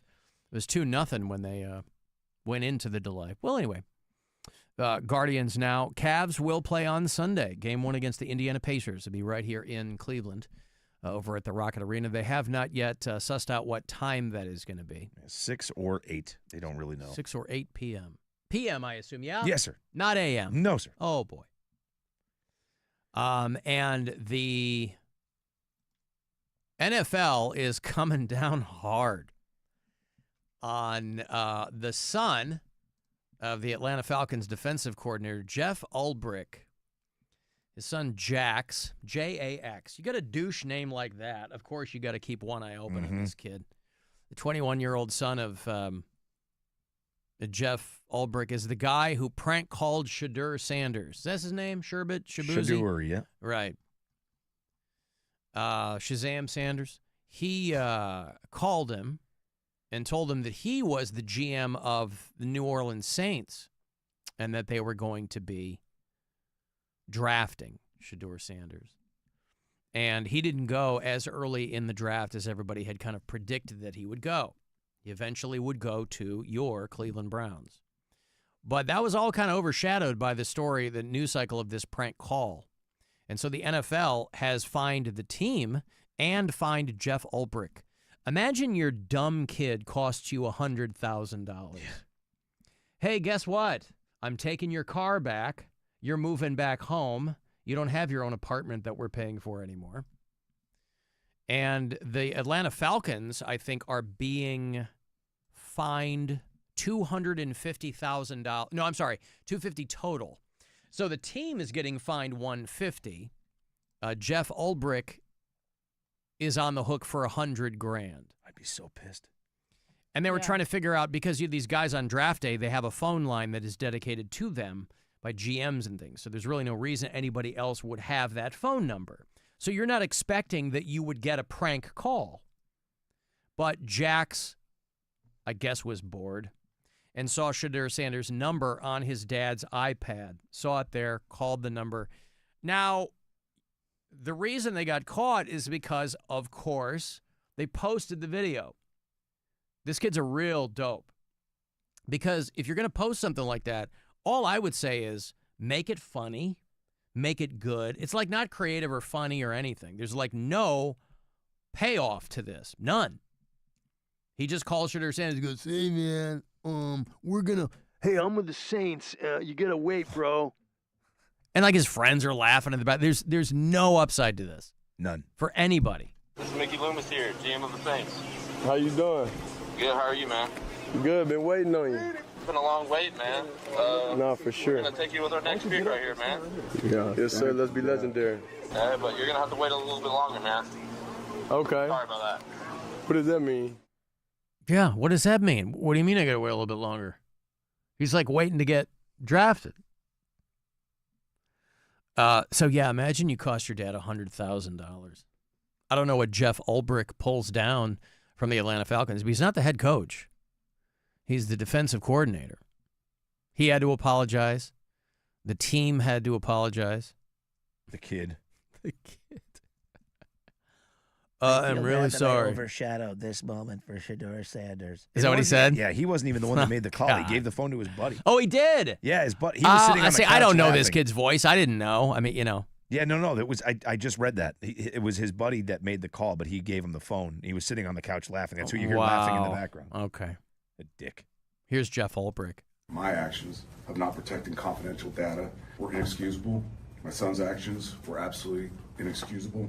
And for that, we are both deeply sorry. The NFL has taken action, and I fully respect the punishment. Going forward, I promise my son and I will work hard to demonstrate we are better than this. Again, I'm deeply sorry for our actions. Obviously not happy and shocked, so I made the Falcons aware of the situation. Our next course of action was to try to get a hold of the Sanders family so we could apologize, which we were able to do. The Sanders family, Shedeur and Coach Sanders, were amazingly gracious, more gracious than they needed to be in a moment like this. God.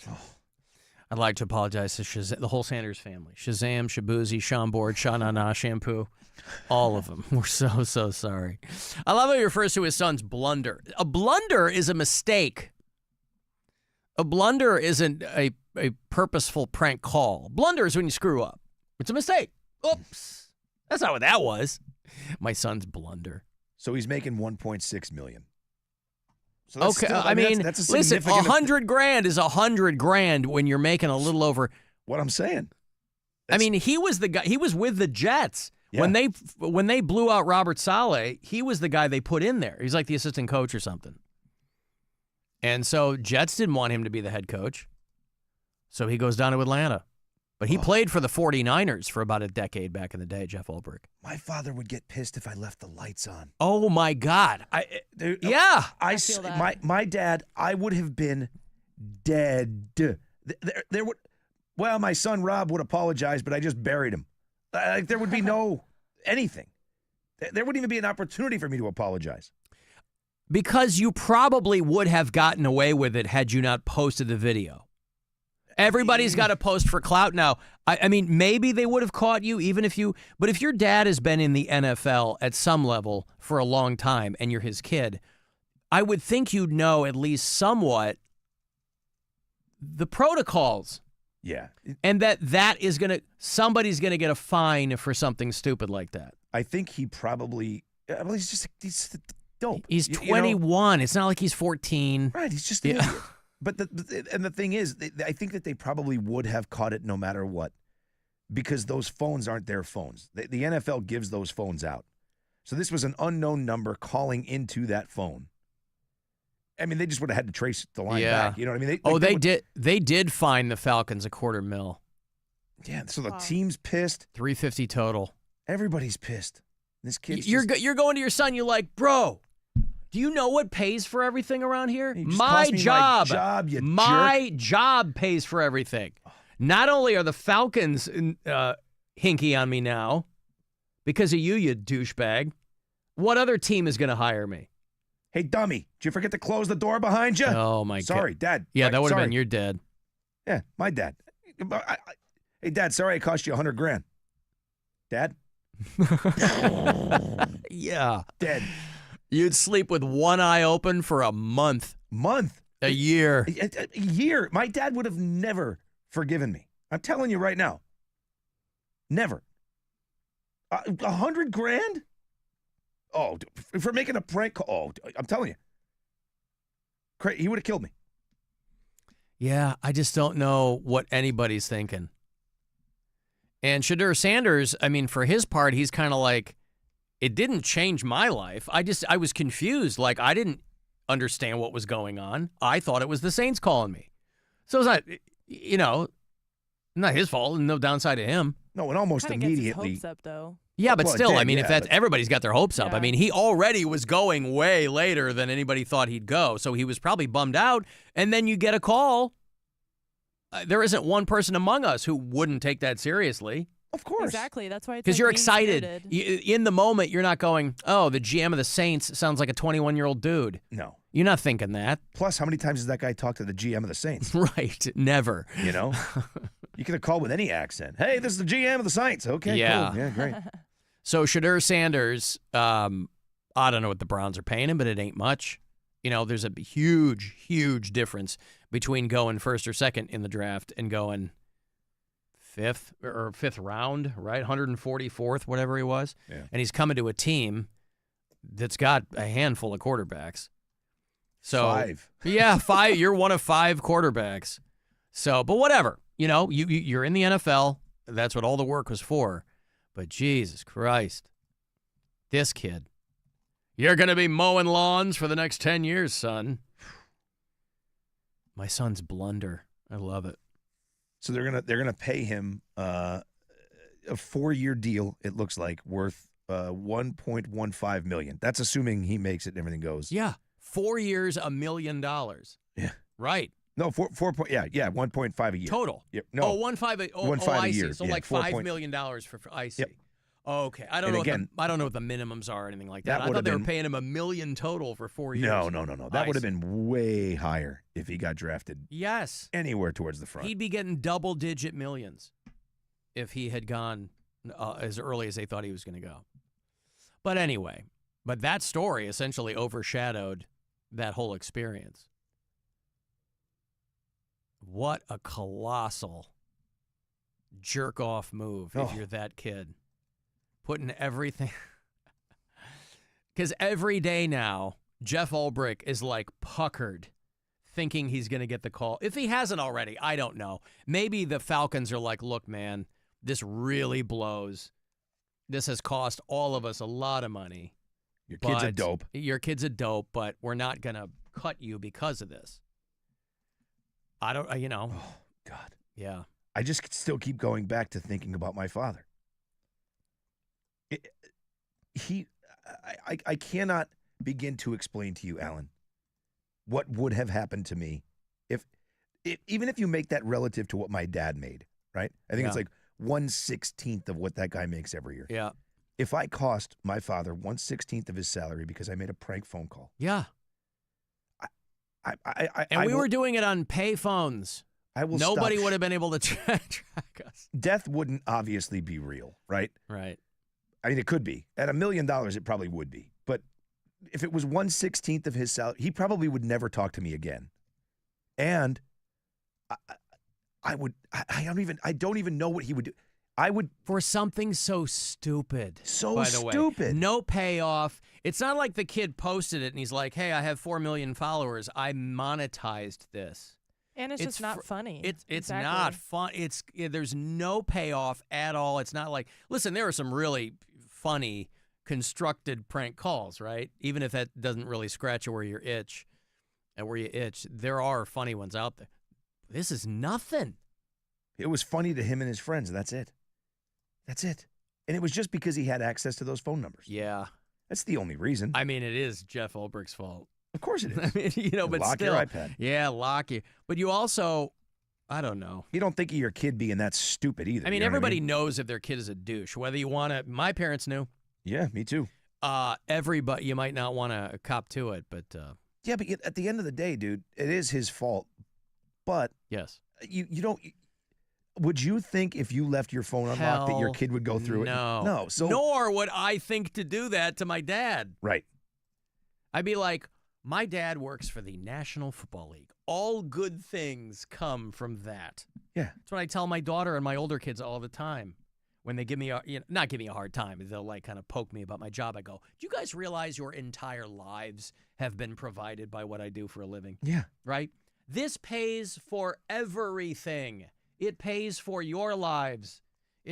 All of my money goes to other people. Oh, yeah. It pays for everything.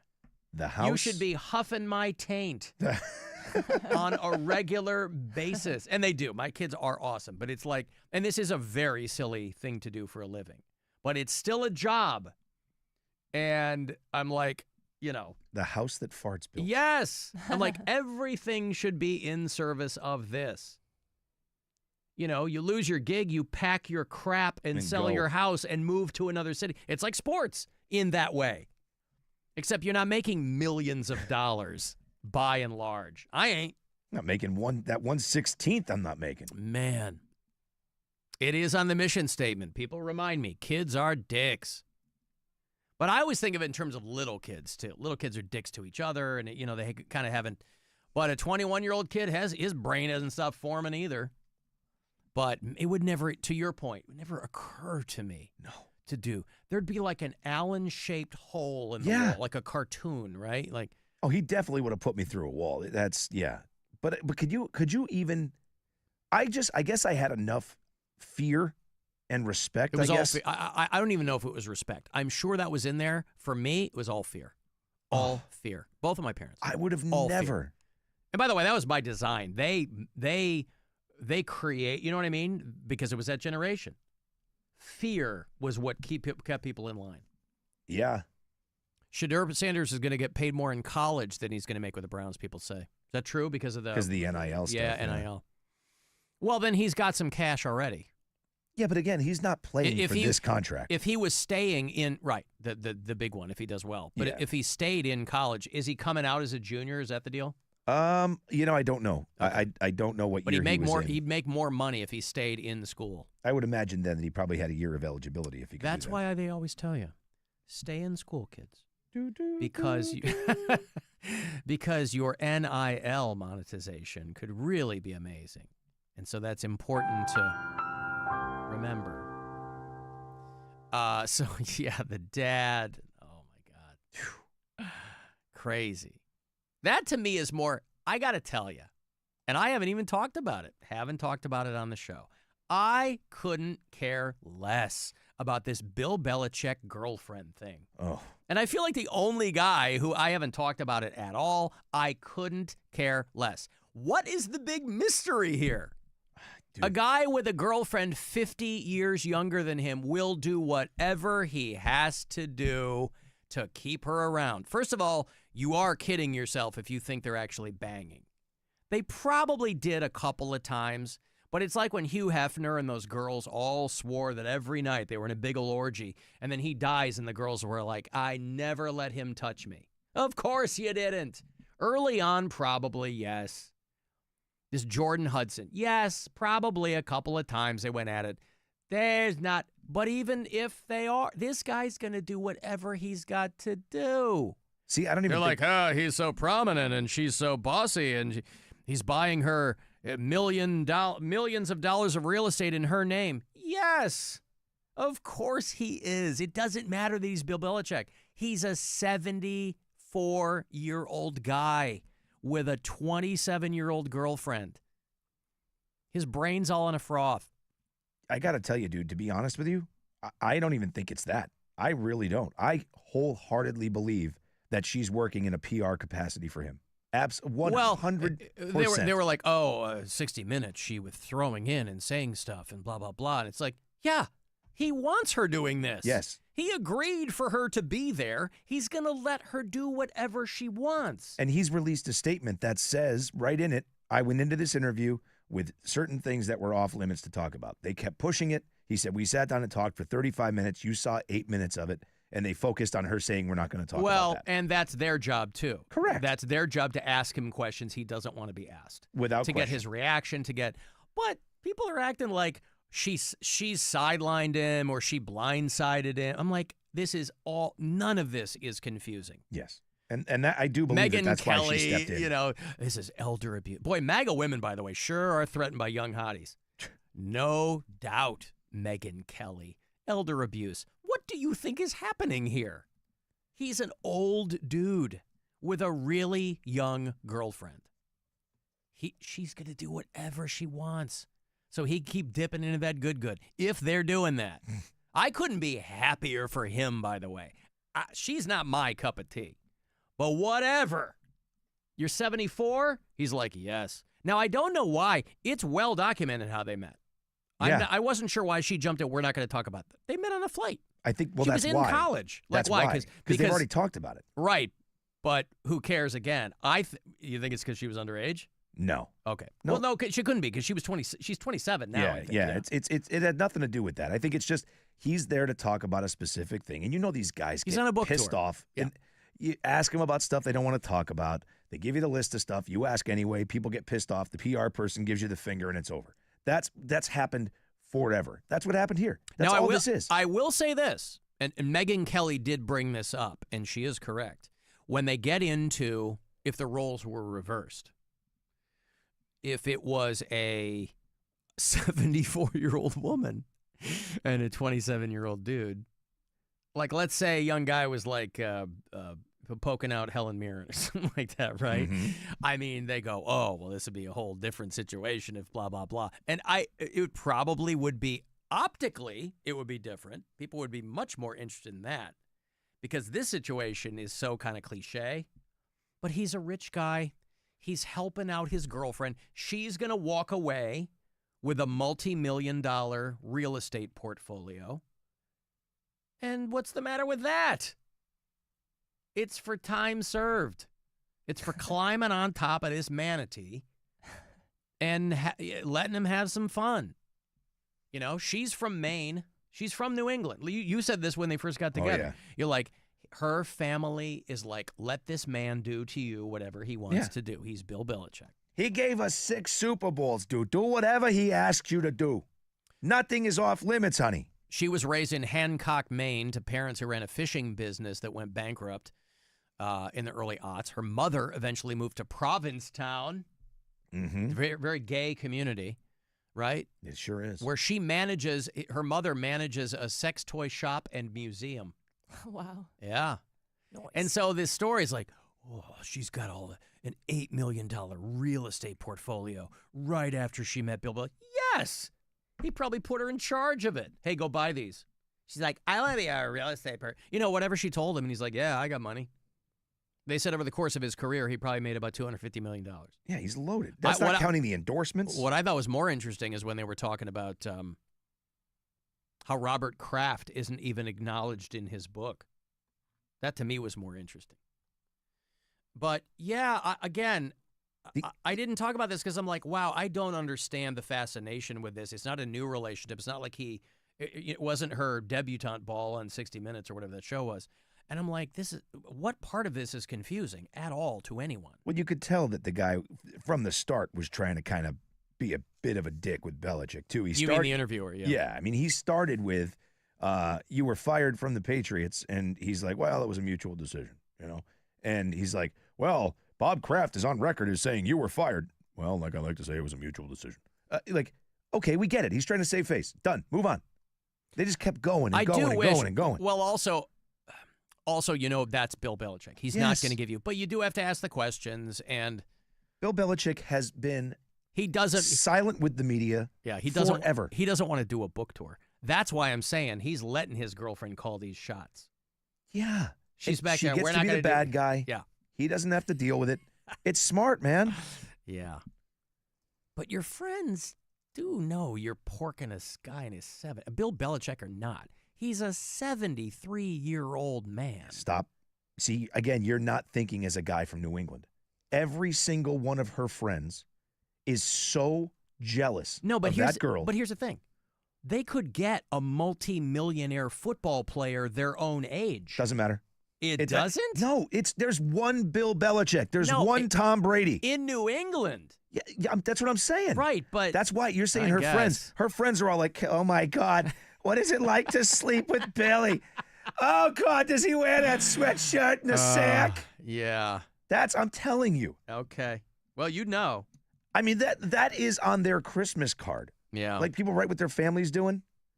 Theirs went out. Oh, our son Jim now works at Stop and Shop, and our daughter bangs Bill Belichick. Yeah. Bill Belichick says CBS made false narrative about girlfriend Jordan Hudson. Bill Belichick's daughter-in-law shades Jordan Hudson. Yeah, so they're very much in the news cycle, but just this whole thing, I was like, when this first blew up, I didn't play audio from it. I didn't really talk about it because I was like, do people really care about this? I mean, again, it's not new, and good for him. He's on a book tour, and the girlfriend's like, nope, we're not doing this. Yeah. All right. Well, good for them. God, I'd sleep with Bill Belichick. You wouldn't. 6 Super Bowls, Alan. You have respect for yourself, Robbie. You wouldn't do that. A little bit, I guess. I mean, maybe hand stuff, maybe. Bill, paint me like one of your French girls. I love it. I wish them nothing but the best. This guy is living the dream, whether or not you think she's hot. Living the dream. And she's putting in the work, boy. Mm-hmm. Oh, God. If she has to let him put it in, she is putting in the work. Taking a very active role in his professional career. He's like, honey, you do whatever you want to do. I don't care. I'll meet you at home. Yeah. Daddy's making dinner. It's in my pants. All right, hey, you want to go see Brit Floyd? As far as Pink Floyd tribute bands go, these guys are the best ones doing it. And they're back in Cleveland. We went to go see them last summer. They're fantastic. They're doing the 50th anniversary tour for Wish You Were Here. Friday, August the 15th. They're going to be back at Jacobs Pavilion. AXS.com for the details. I'll get you a couple tickets for that show. Next Friday night, I'll throw you in. We're doing an invite-only WMMS show with Mammoth, Wolfie Van Halen's band, at the new location of the Foundry. They were in Lakewood. Now they're in Old Brooklyn on Pearl Road. So that's next Friday night. You've got to win your tickets, and so I'll throw you a couple there so you can join us. And then 2 for Britt Floyd later in the summer. Caller 10. Good luck. 216-578-1007 or 800-348-1007. The Alan Cox Show. On our free iHeartRadio app.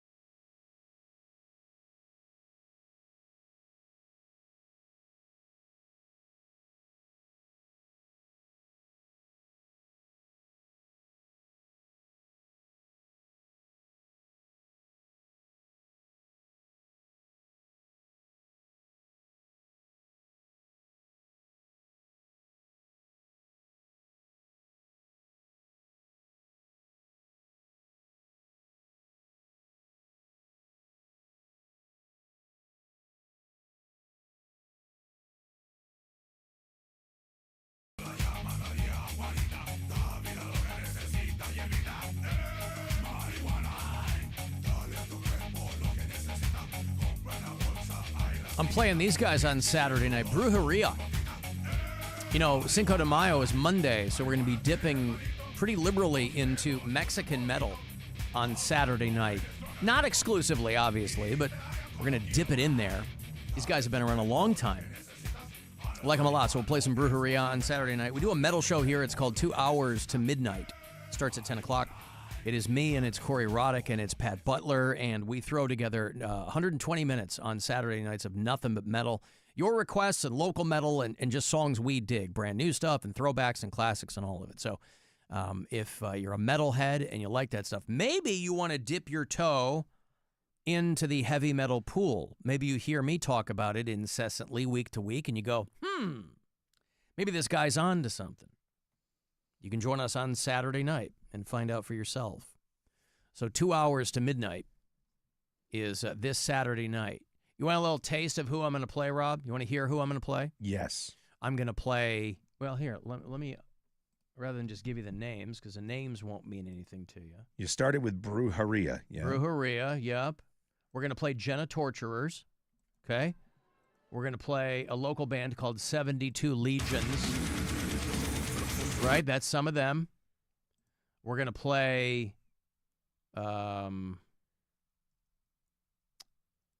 Chained to the Bottom of the Ocean. That's a good band. You know where they're from, Rob? I'm guessing somewhere near an ocean. Springfield, Massachusetts. Are they? Yes. There you go. A little sludgy doom metal. They're playing No Class on June the 8th. But they're from your hometown. Chained to the Bottom of the Ocean. That's right. I'm going to have to look them up. We're playing a band called The Final Seconds of Suffering. Yup, that's all you're going to get from them. We're going to play a band called Enjoy My Bitch. That's one of the Mexican metal bands that we're playing for Cinco de Mayo weekend. Yeah, so a lot of good stuff. A lot of local stuff in there as well. And looking forward to it. Brand new Ghost in the mix. So that's Saturday night. You're talking about Bill Belichick and his hot 24-year-old girlfriend. My God, I used to hate Bill Belichick, but now he's my freaking hero. I mean, I'm the same age as Alan, and come on, you got some hot young poontang like that bringing you to her college and having a good-ass time. Don't give me that Hugh Hefner BS. That boy is getting it. Belichick don't play unless you're putting out. Well, there's another count he heard from. All right, well, that's their thoughts. Somebody texted me and said that UNC should have issues with his girlfriend's level of involvement. Now, is that where she goes to school? No. I didn't think so. Okay. No, it's just where he coaches. Yeah. And no, they should not care about her involvement because she's doing PR for him. Right. She's not watching tape with him. Oh, my God. She's not working out plays. So, yeah. Alan, could you imagine if Vince Lombardi would have had to have dealt with this BS back in the day? Well, it's a new, it's a long time since Vince Lombardi, boy. It's not like coaches are wearing suits and hats on the sidelines anymore. Alan, you talk about a dad costing his son millions. Deion Sanders cost his son $40 million. Now, what do they mean by that? Because everybody's speculating that the reason he went so late is because of Deion. I see. They didn't want to mess with Deion Sanders. Correct. Nonsense. And they're saying, because then you're just dealing with Deion at every step of the way. Right. So they're saying that he cost the kid all that money. So hot on the heels of the Cleveland Browns having to mess with Deshaun Watson, they were like, screw it. You know what? Let's mess with Deion Sanders too. Let's bring him into the mix. It can't get any worse than what it has been. Oh, famous last words. The Guardians game delayed again, from what I'm looking at. I talked to Motz, and he said at the earliest they're thinking maybe 5:30 if they can get this thing back going. All right. But I guess the field is a mess because they got the tarps on too late. Sure. In the first delay. Yeah. Well, it has been a big day. It's been a day of firsts for you. It's the 1st of May. And Rob has had a day of firsts. Dude. You've never eaten at a strip club? Nope. You haven't done that yet. Mm-mm. A lot of things you haven't done. Correct. And some things that you never wanted to do. Right. That you found yourself doing. Right. I try, especially now, I try not to eat here at work. I don't want to be belching the entire time I'm on the air, so I don't eat. But I have an event after the show today, so I have to head directly there, so I'm not going to have time to stop or grab anything. So I had lunch. I went across the street and made like a bowl, a little rice bowl or something. And I was sitting just about to go on the air, and my stomach, I had to run to the bathroom, right? I do everything in my power to not do a number 2 here at work. I do not like public bathrooms. I don't like having to make a nest before I have to go.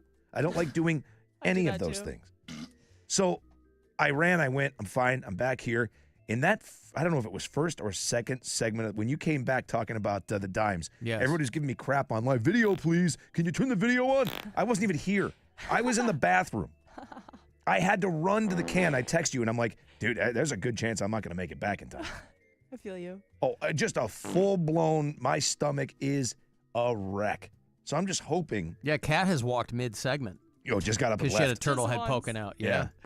And I'll tell you what, man, it was a photo finish on that last one. It was close because we got to go to the other. I'm not going to go in this bathroom either right here. Yeah, we got really sold a bill of goods. We got some email on Monday saying, hey, the bathrooms are going to be closed because they're putting in new toilets. Ain't no new toilets in there. Yeah. Nope. And the third thing is still closed. So and now there's just maybe that's a delay of game too. The same amount of flies we do. Okay. The same amount of flies. That's what I take a dump in. So I won't go in that bathroom ever because of the flies. So I had a longer walk to get to the bathroom because I went to one by the gym. Mm-hmm. Oh, I didn't even know there was one there. Oh yeah. Yeah. You got to walk all the way down All the way past down. the gym, past the locker room, and there's men's and women's. Wow. Yeah. All right. Yeah, so I ran in there, and someone, of course, is in the big stall. Because The when handicap Kennedy stall. sent out that damn email, now everyone knows about the secret bathrooms. We had that thing hidden forever. Nobody knew about it. You mean behind the gym? Yeah. I never once used, and I use that gym. Just too I far never of a use walk, that bathroom. but I'll You don't? Check it out. No. Oh. No, I did now when we got that yeah. email, but I hadn't used it before then. But you knew about it.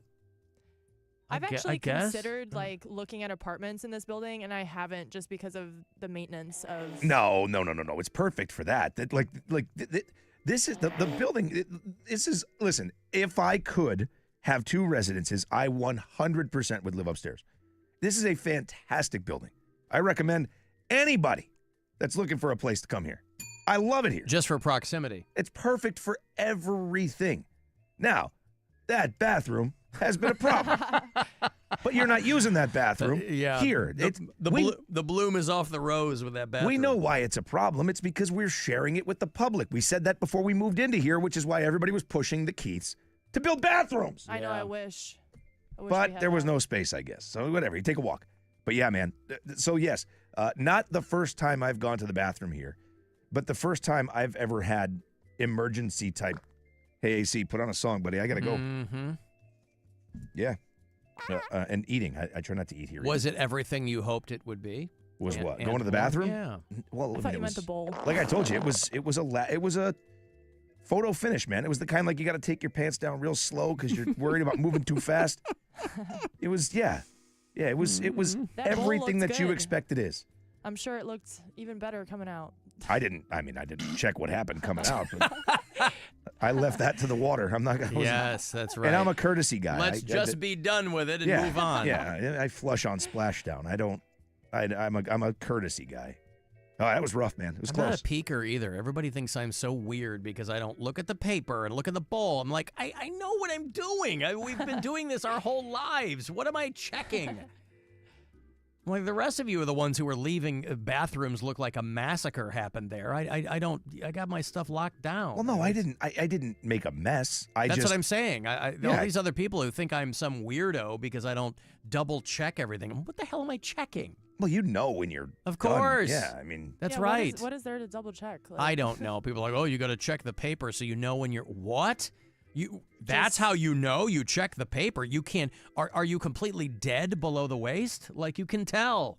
Yeah, the slippage. You usually have a good idea of slippage. What's actually happening. So it's like I go thrice daily, and only one of those is here at work. So that walk down to the bathroom down past the gym. But you know what happens there then is eventually that will that one with increased usage will become potentially as inoperable as the other one. Well, it already is. It's already like I said, it's being used way more. So Yeah. you've got a little more of that like used scent. I will say though that the restaurants too, like they use the bathroom we use, so it'll still probably be better than this main bathroom. Well, they less people. yeah. No, I see what you're saying. But they could use that one too. The if they only know about it. It's only the one restaurant, the one that's closest to us. The other one doesn't. Yeah. But the one that's closest to us uses that one. So yes, there's that is. And listen, man, I would never in a million years want to trade places with the people that have to try and stay on top of this stuff. I mean, that restaurant, man, I don't know what They're people working are eating over overtime, there. Boy, yeah. oh boy. Mhm. So I have no complaints with that, man. These people work hard to keep this bathroom clean, boy. They're fighting a losing battle. Really? They Yeah, can't it's be just- here 24/7. It's crazy. Yeah. All right. Well, listen, you literally broke the seal. Yeah, I'm just hoping. I have an hour plus drive ahead of me at the end of the show, so I'm just hoping that, like, I mean, I don't know. I hate pooping in public. I'm not gonna go to like a McDonald's or something. So, are we getting new toilets or we're not getting new toilets? I don't know. So I went and I went into Keith and I was like, so like, what's going on? I go. The only thing that I noticed different was that third stall's still closed. There's still a bunch of flies, and now the urinals don't work. And he's like, "Oh yeah, they said they didn't have the tools, or they didn't have all the parts, so they're gonna come back." I was like, "Oh, okay." But then I'm wondering if like maybe they aren't actually replacing the All the toilets, but parts. fixing the toilets. I'm happy with that. Me too. I'm fine with that. I don't Yeah. need new No. toilets. That's just what the email said. No, yeah, I know. So I'm not sure. I mean, again, some things get lost in translation from him being told what happened to next guy to him sending out the email. Who knows? You're trying to snap off a whiz, and you're like Rod Steiger in the Amityville Horror. You're like trying to clean the house there, and It's yeah. In that bathroom, it's one of those bathrooms, and I think everybody can relate. It's just always wet. yes, No matter what, it's always there's something wet. Yes. In that bathroom. at all people times. are maniacs I can't when it believe comes to. Can't believe what? I can't believe there's flies in there. Oh yeah, Well, there's flies in here. There's flies in here. You can't believe there's flies in there. There's flies no, everywhere. I've never seen flies. Wow. Oh, boy, well, oh, you're boy, breathing yeah. rarefied air, kid. Stay back there. Yeah, absolutely. It's like in a bubble. And Alan, devotion to accuracy. Mm-hmm. Bill Belichick's girlfriend does go to UNC. I'm being corrected in the chat. She goes to UNC. Come on, drunk Uncle Rob. So there you go. So that's why he took that gig. I guess I did not think that was the case, but I guess so. Wow. She's big woman on campus now. Yeah. Well, yeah. Somebody texted, seriously, you need to check for blood in your stool. Trust me. No, I I don't have any blood. Blood? What are Why you would I have talking blood? about? I'm a normal human man with a regular diet. Blood in your stool? You're the most regular guy on the planet. You're the furthest from a bowel problem. Yeah. Well, anyway, yes, if that is an issue, you should absolutely check that. Hey, let me give you this money. It is $1,000, your second to last chance to grab some today. $1,000 here from the Buzzard Bookie. This is your chance to bet with the Buzzard Bookie and win $1,000 now. Enter this nationwide keyword at WMMS.com. Fun. That's fun. Enter it now at WMMS.com.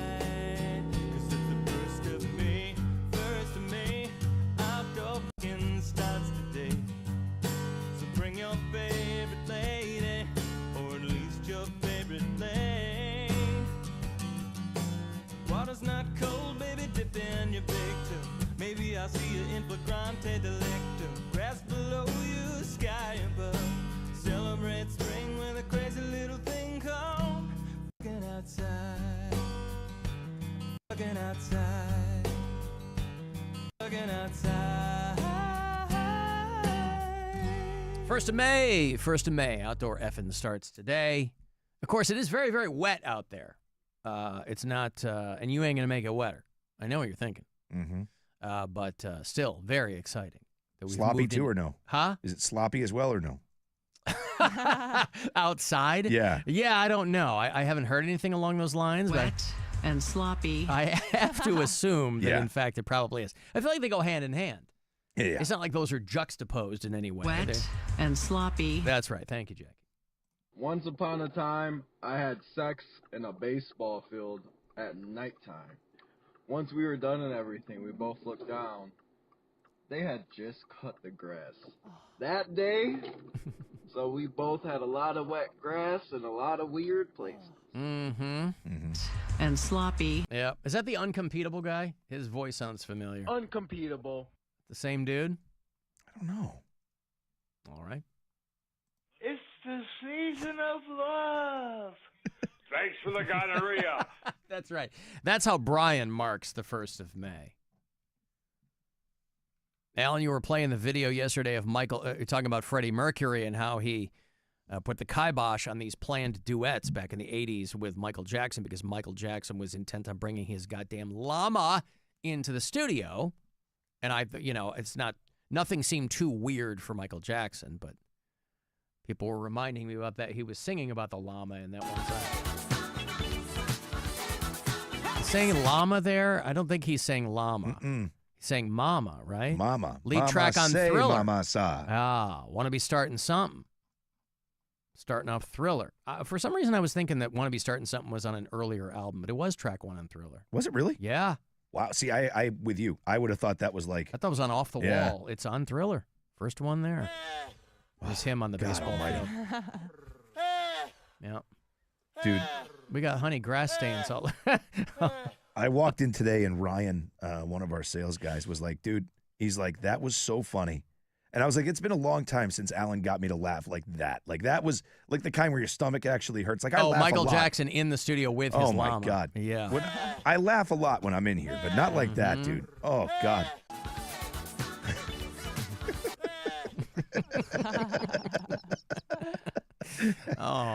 Poor Louis the llama. See, I think the reason it was so funny to me was you picked PYT and that beautiful song, that intro, and all of a sudden the yeah comes out, and I'm like, oh God. Well, his llama was a pretty young thing, Oh, God, that according was to great. him. PYT, PYL is what that was the working title of that song. And Freddie Mercury, frankly, wanted nothing to do with him. Good size, nice llama. That's right. Good size, nice llama. Good size, nice llama. Thank you, ma'am. I'm going to take a break. I'm going to send me a text, 35192. If you're listening on the iHeartRadio app, you can leave us talkback messages there. You can watch on our YouTube channel, and we'll be back. The Alan Cox Show on 100.7 WMMS. What are your best bets? I like the under. Pick the money line. Stay away from this one. Always bet on Buzzard. I like that bet. I think that's a smart move. With the Buzzard Bookie, get an earful of MMS. That's a win. I take that all day. And maybe a pocket full of cash. And parlay that into something else. You can't lose. There's 9 chances a day every weekday to win $1,000. Lay your bets. The Buzzard Bookie on 100.7 WMMS. Sponsored by Premier Home Pros. Premier Home Pros are the pros in bathroom remodels. Fast, high quality, and hassle-free. Go to premier-homepros.com and tell them you heard it on the radio to get a special offer of $2,000 off your dream bathroom. That's premier-homepros.com. Free plumbing estimates. Just call sales. Just call sales. Hey, it's Doogie here. You already know that Premier Home Pros are the experts in bathroom remodels. Fast, high quality, and hassle-free. But did you know that they're also pros at saving you big money? Well, right now, Premier Home Pros is making it easier than ever to upgrade your bathroom with an exclusive $2,000 off your new shower or bath project. No stress, no hidden fees, just a beautiful new bathroom at an unbeatable price. Don't wait. Go to premier-homepros.com and lock in your $2,000 savings today. That's the sound of James adding long-lasting Gain scent boosters to his laundry this morning. Several hours later, James sniffs the irresistible scent of Gain on his shirt. Gain. Several hours later, James has even caught the attention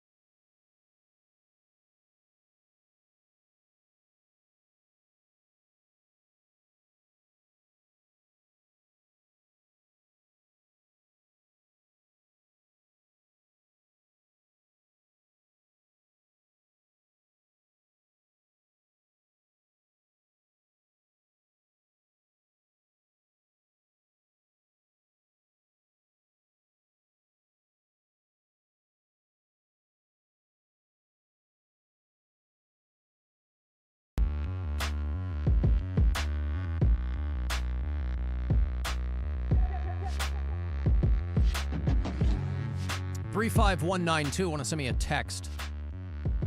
AlanCoxShow.com. Best place to email me if you're listening to us on iHeartRadio. Tell me where you do that. If it's out of state, we have people all throughout North America. Handful of Canadian bureau chiefs. Oleg listens to us in London, Ontario. Robin is in Toronto. Ray's out in Vancouver. Mike is up in Rochester, New York. Molly is one of our bureau chiefs in Denver. Andrea is in Louisville, Kentucky. Randy is in Germantown, Maryland. You ever been to Germantown, Maryland? Mm-mm. And Brock listens to us in Cumberland, Maryland. He's the guy who sends us entries from his Flatulog. Mm-hmm. Not to put too fine a point on it, but Brock is possessed of, I don't know how to describe his sphincter. I don't know that I've ever described another person's sphincter before. He's a custodian there in Cumberland, Maryland, and he will just randomly send me some entries that he has logged over the years in his voice notes. He sent me some recent ones. Are you interested at all in hearing what he's created? You already know I am. Bring it on. I mean, it is... I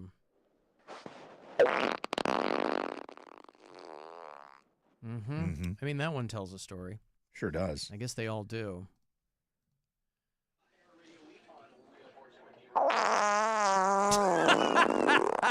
Oh, while he's got the venerable Alan Cox Show on in the background. No, well, you know what nice. that was? It wasn't us? No, you know, I swear to God, that's Ryan Seacrest. He says it's iHeartRadio week on Wheel of Fortune. Oh, I thought it was my voice. That's even better. He's farting over Ryan Seacrest. Boy, you are absolutely correct. That's so great to me. It sounds the exact same as Ryan's voice.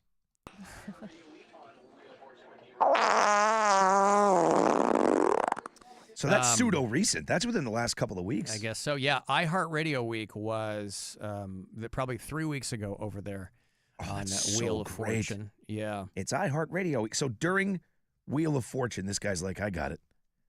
iHeartRadio, that reminds me. I got to send Alan Cox a fart. Short and sweet. Thank you, Brock. Thank you for your service. Now, the only thing possibly more cringe-inducing than that, Wes Scantlin. Wes Scantlin, of course, the longtime frontman for the band Puddle of Mud. He's been on this show a couple of times over the years. He's a rascal. This guy's a rascal. He has a real hard time keeping his nose clean. He has a very adversarial relationship with the fans. He's always engaging in some kind of activity across a broad spectrum of substance abuse, domestic violence, lawsuits, where he finds with all that going on, he's got no time to make music. He'll cover Nirvana every so often, to great acclaim.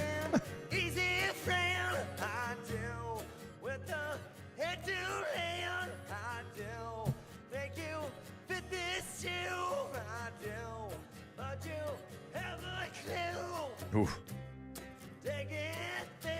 God almighty. By the way, it's not like it's real hard to sing Kurt Cobain, right? I mean, it's not like Cobain was the owner of an amazing broad range of a voice either. But Wes Scantlin tries his level best. And now he posted video of him at the Jiffy Lube. I don't think they have Jiffy Lube in Ohio. We had them in Illinois. They're clearly, I assume this is in Missouri. There's one near me. He's from Kansas City. Oh, there is? Yeah. Okay. Yeah, in Medina. Well, then I misspoke. Well, they may not be everywhere. Yeah. There's one there. I didn't think they were. Anyway, Wes Scantlin has got a new album coming out. It's called Kiss the Machine. It's out tomorrow, as a matter of fact. The new Puddle of Mud. Did we get a new Puddle of Mud single? We did. Oh, we did? Yeah. Is it in here? Is it any good? I mean, again, Puddle of Mud is another band that has a formula. And it's not a formula I hate. It's just that Wes is such a live wire. I think the song would have been good. Okay. But you just played what he sounds like. Okay. But, I mean, all of his other songs, they've produced his voice over the years. Yeah, here if I still have it, I What's it called? That's what I'm trying to find. Oh, for you. okay. Let's Because they've had a lot of hits. I don't think people realize how many hits Puddle of Mudd have had. They've had a lot. They've had She Hates Me and Psycho and Blurry. Blurry's the one that people remember the most. That's probably the one that gets played the most. Drift and Die was a good song. Control, that was their first big hit. Stoned. You know, these are good songs. Now, again, they're meat and potatoes, lunkhead rock songs, but they're good. They have hooks. Anyway, he rolls up to the Jiffy Lube, asks for an employee there by name, clearly just a guy that he's run into before, and proceeds to start playing him new music. It's pretty clear that maybe they know each other by face, but the guy doesn't know who Wes Scantlin is, doesn't know what Puddle of Mudd is, brings another girl over. She doesn't know who he is either, but plays some new music for these guys. It's called Butamus, the new song. Okay, yes, that's correct. Butamus. And Puddle of Mudd is going out and doing some dates. I like Wes. I wish he took better care of himself. I wish that he kind of got things, I don't know, kind of got himself a little bit more put together, because I think he's a talented guy. I like him. They're going to do the Boardwalk Rock Festival in Ocean City, Maryland, coming up on the 17th. And they're doing a handful of dates this year. I'm not sure if they're coming back to Cleveland, but we'll see. So he went to play this brand new song for his pals over at Jiffy Lube. Yeah? Tell him Wesley's here. Whoever's riding shotgun with him is the one that's filming this whole thing. Samson at the Jiffy Lube. We're going to see if he likes the song. But he is driving a Honda. A Honda Pilot. There's nothing wrong with that. No. I mean, you know, he's a regular dude. It's part of his hook.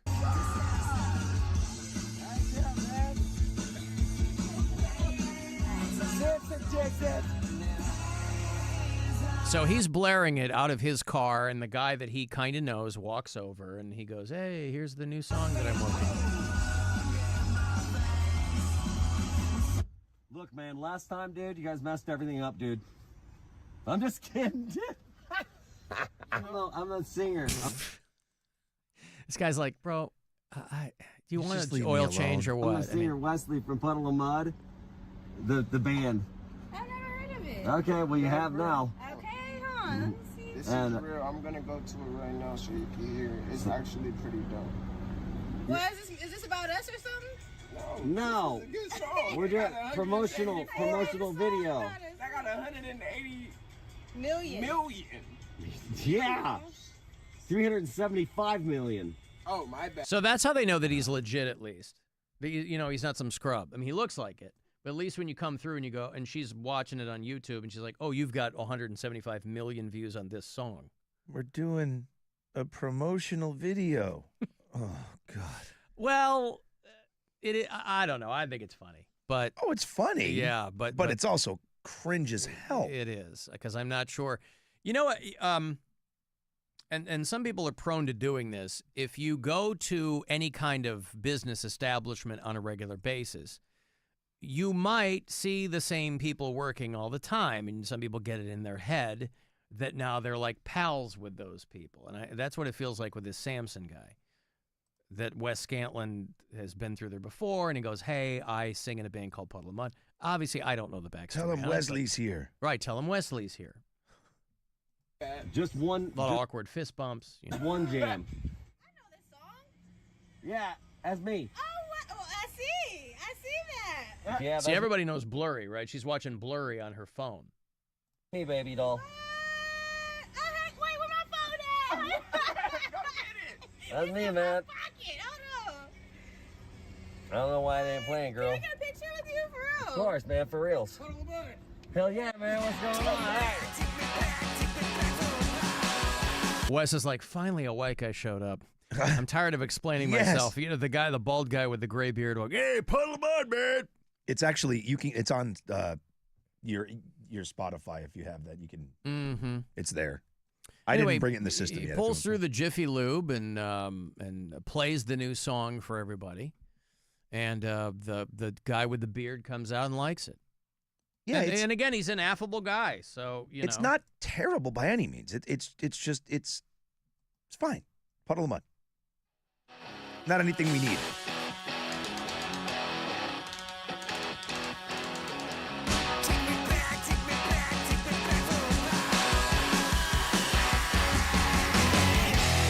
You are my beautiful little disaster. Come on. Okay, I get it.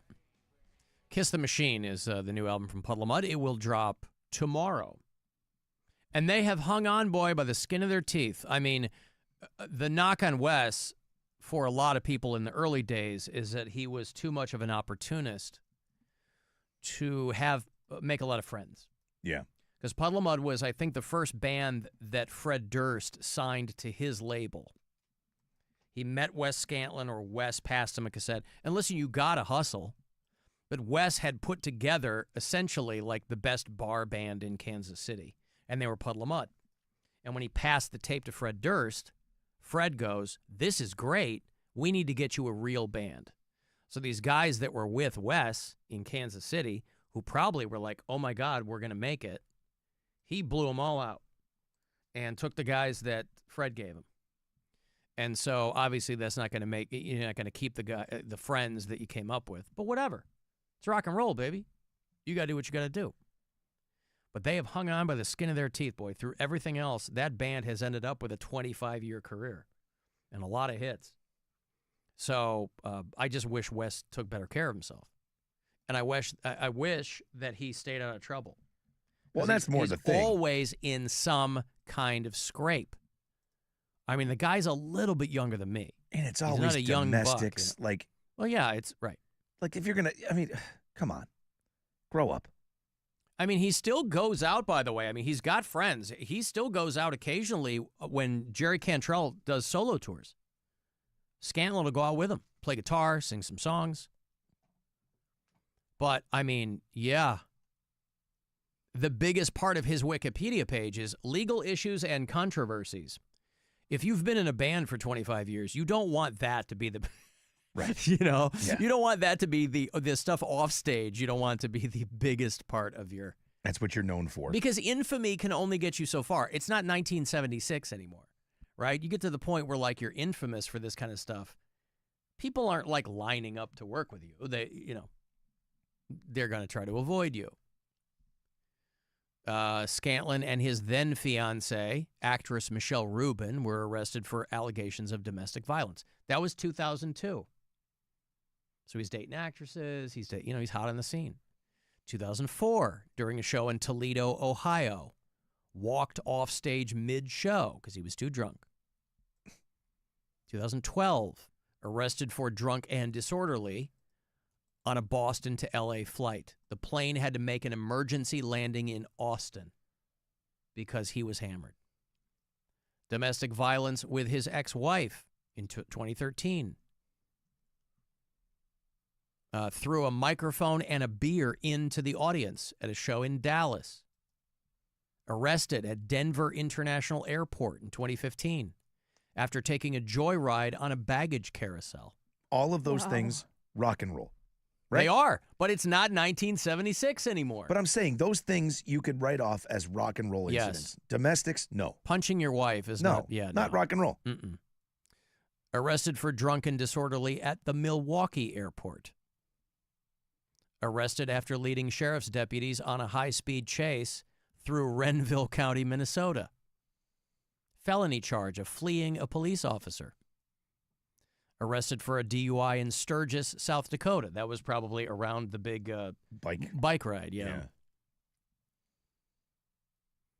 He tried, just a few years ago, he tried to re-enter the house in Hollywood that he had lost from foreclosure. And he was arrested for trying to wreck the house. Arrested after a concert for fighting with the sound manager. Arrested for missing a court date.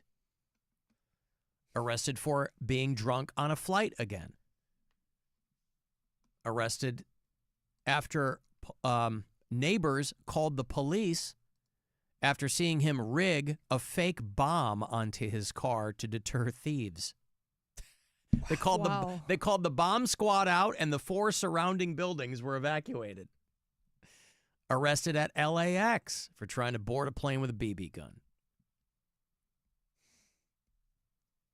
2017, apologized to an audience in England and admitted to struggling with addiction.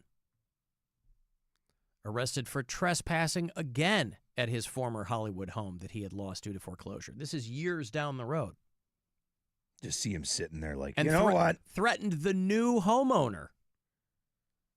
I've had enough. I'm going to go burn this bitch to the ground. Arrested last August after being pulled over in his black Hummer in Burbank for a traffic violation, upon which they found that he had an active warrant for having a gun at the airport. Mm-hmm. We remember this. This was just last summer. They always like that, because he started fighting with the cops because he wouldn't get out of the car. They pepper sprayed him. March 15th, last March, 2 months ago, arrested for felony domestic violence and drug charges in Torrance, California. It was like him and a hooker or something, right? In a car or a hotel or something like that. So, the guy, I don't know when you find time to write songs. And it's not like he's, I don't know, writing songs based on your life. But I don't know. We'll see. Maybe his peers, maybe his colleagues in rock and roll look at him and go, he's a talented guy. He can't keep it together. Maybe if we work with him artistically, he'll kind of come out of whatever. Last time he was on this show, he wasn't combative. We had a good time. But he kind of wasn't all there. He had shades on. You weren't on the show yet. This is at Oak Tree. One of the last shows we did before we came down here. Wes was in. They were doing a show at the Odeon, I think that night, and he came in. And I talked to him before, so we kind of knew, But he's one of those guys where you never know which version you're going to get. Like Fred Durst back in the day. If you had Fred on, you didn't know who you were going to get. Really? Yeah, maybe Fun Fred, maybe Dick Fred, but you just didn't know. Oh, I didn't know that. I thought he was always pretty good. I didn't realize. I mean, maybe more so now, but like over the past 25 years, anytime I've had Fred Durst on, you didn't know who you were going to get. Huh. And so you got to learn to play with either version. But I like Wes. But the new Puddle of Mud will drop tomorrow. Alan, 1 year at Rock on the Range, they filled in for another band who canceled and the show stunk and the crowd was throwing stuff at Wes. And you're trying to do people a favor. I mean, you're like, yeah, we'll fill in. Probably sitting on the couch hammered. Yeah. Oh, Jesus, I got to go play a show. Yeah. Alan, how is some 20-year-old girl working at Jiffy Lube doesn't know Puddle of Mud? She wasn't no 20-year-old. She was older than that. But she did know Blurry. When you played that song, she's like, oh, I know this song. It's been around for a long time. You hear it in the air. The whole Jiffy Lube bit would have been funner with fart audio, somebody said. Well, listen, what isn't, quite frankly? That's the sound of the police! So, yeah.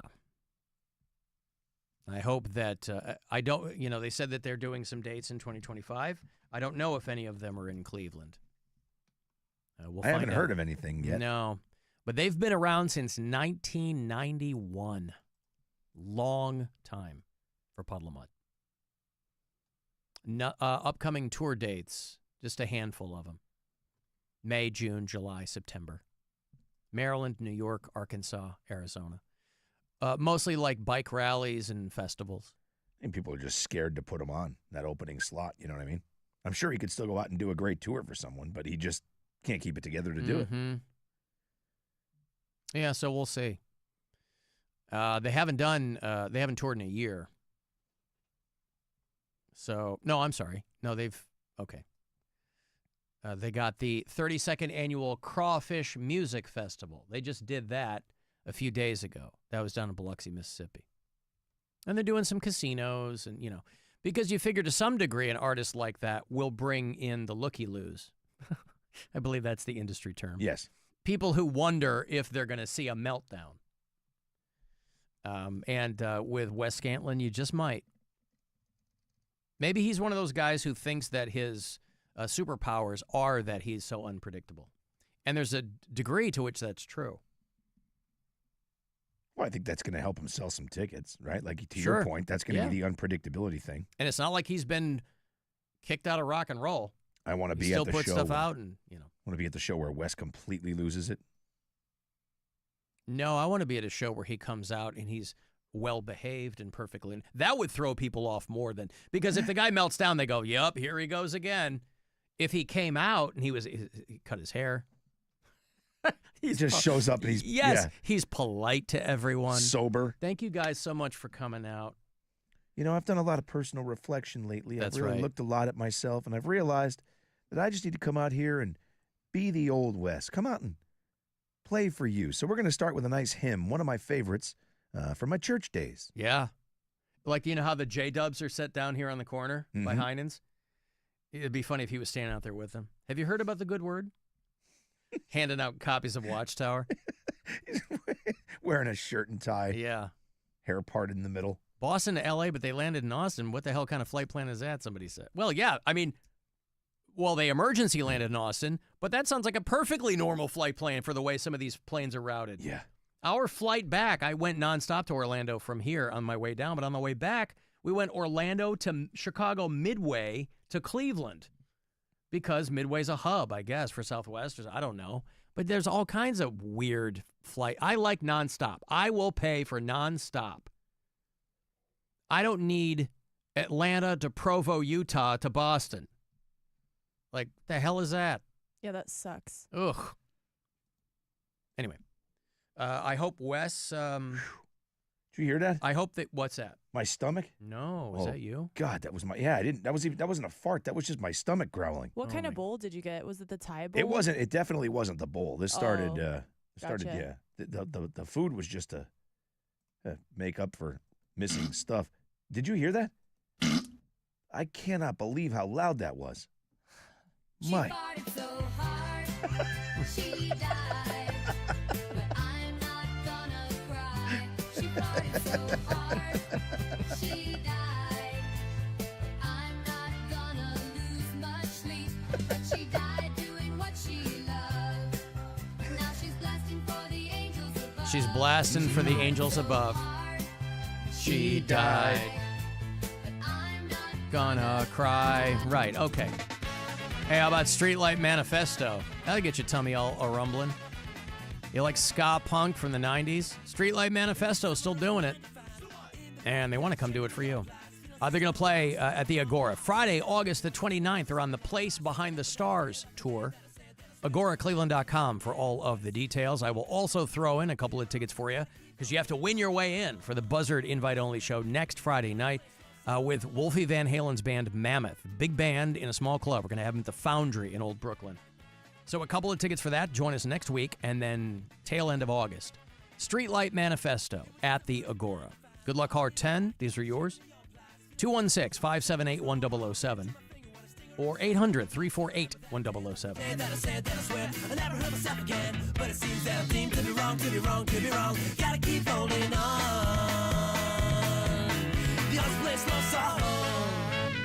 From the Universal Windows Direct Weather Center, WMMS Weather. Showers and thunderstorms tonight, a low of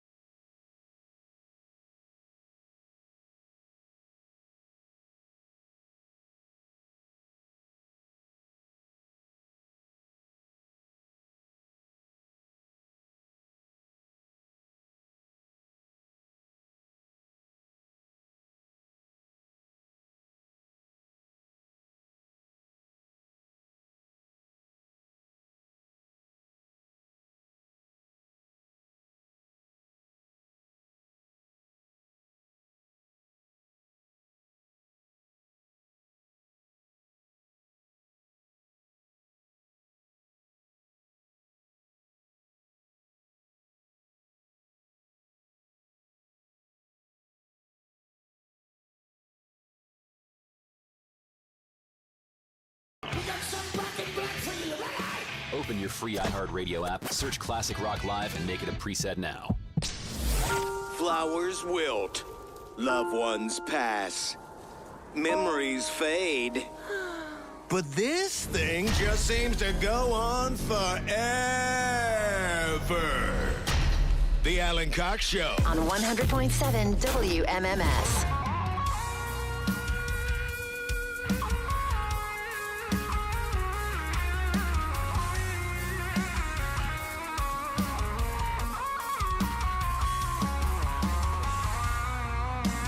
$35192. Send me a text. AlanCoxShow.com is where you're going to want to email me. Our YouTube channel, if you want to watch live, do it there. And I will have more money for you here in about 7 or 8 minutes. That is the last chance today to grab one of these keywords and score yourself $1,000 from the Buzzard Bookie. Hello? And then Pink we'll Floyd start song. it. Oh, what's that? Pink Floyd song. Yeah.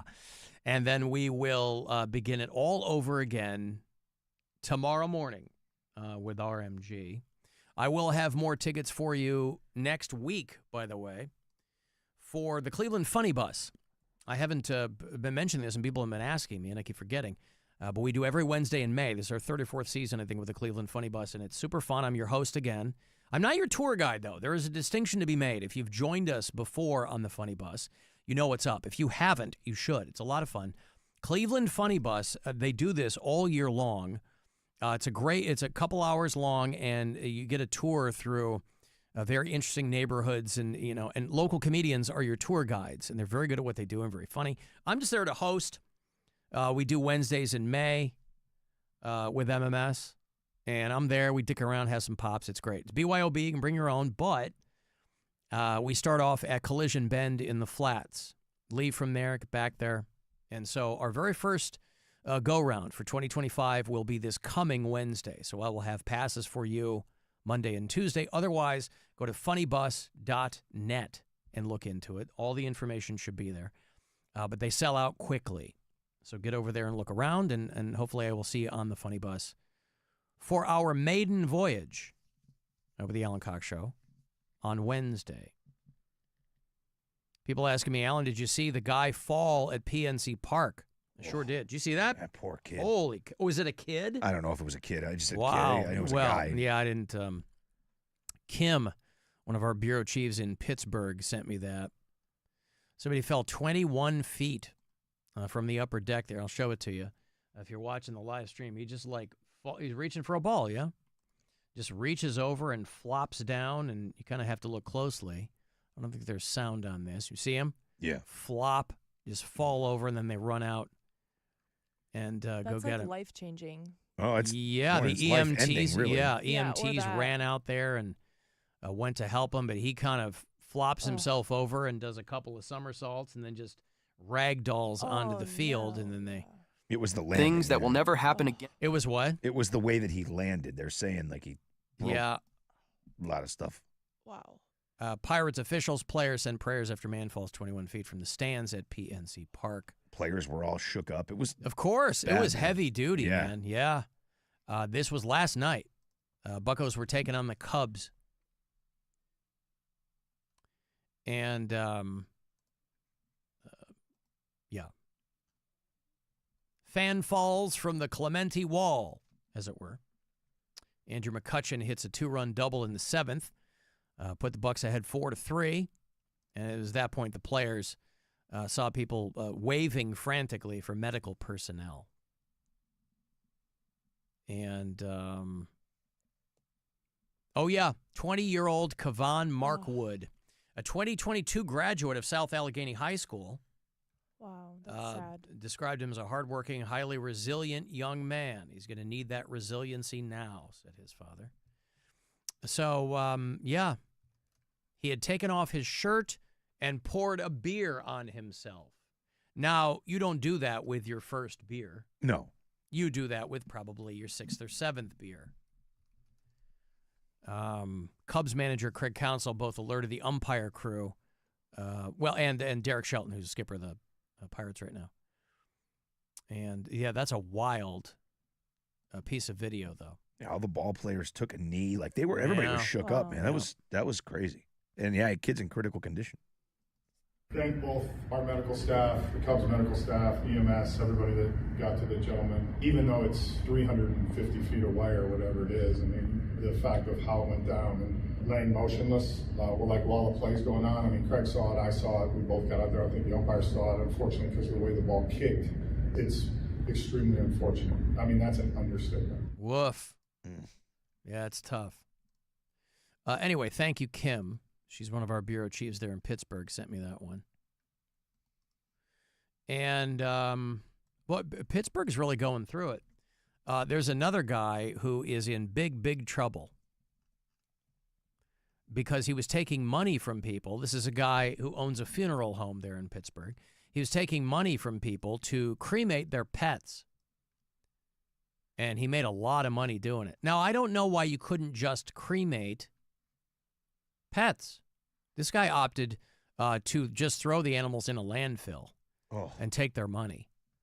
He's made about $650,000 doing it in the last 3 years. There's simply no way to know how much money that is per annum. But imagine that. Why not just cremate the pets? No cost in throwing it in the landfill. Yeah. You're just throwing it in a bag and it's trash. Done.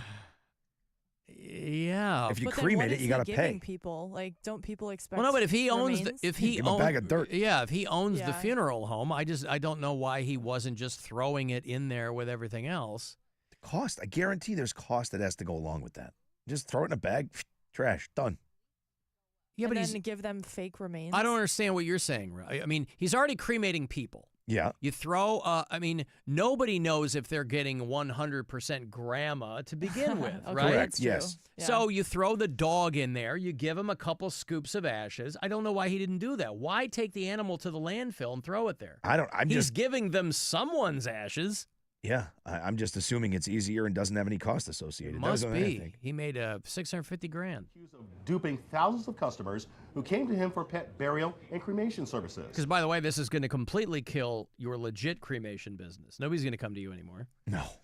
The state attorney general's office just announcing the horrific accusations. Pittsburgh's Action News 4 anchor Shannon Perrin is here with us now. And Shannon, we understand there are thousands. Oh, that's my buddy Andrew Stocky. Boy, I'll tell you what, Pittsburgh is a market like Cleveland where once you get on television, you don't leave if you can help victims it. here. That's right, and a lot of people are going to be upset when they hear this news. Losing a pet is tough enough for families, right? Now, the state attorney general in Pennsylvania says some pets' remains were dumped in a landfill and some grieving pet owners received the ashes of other animals.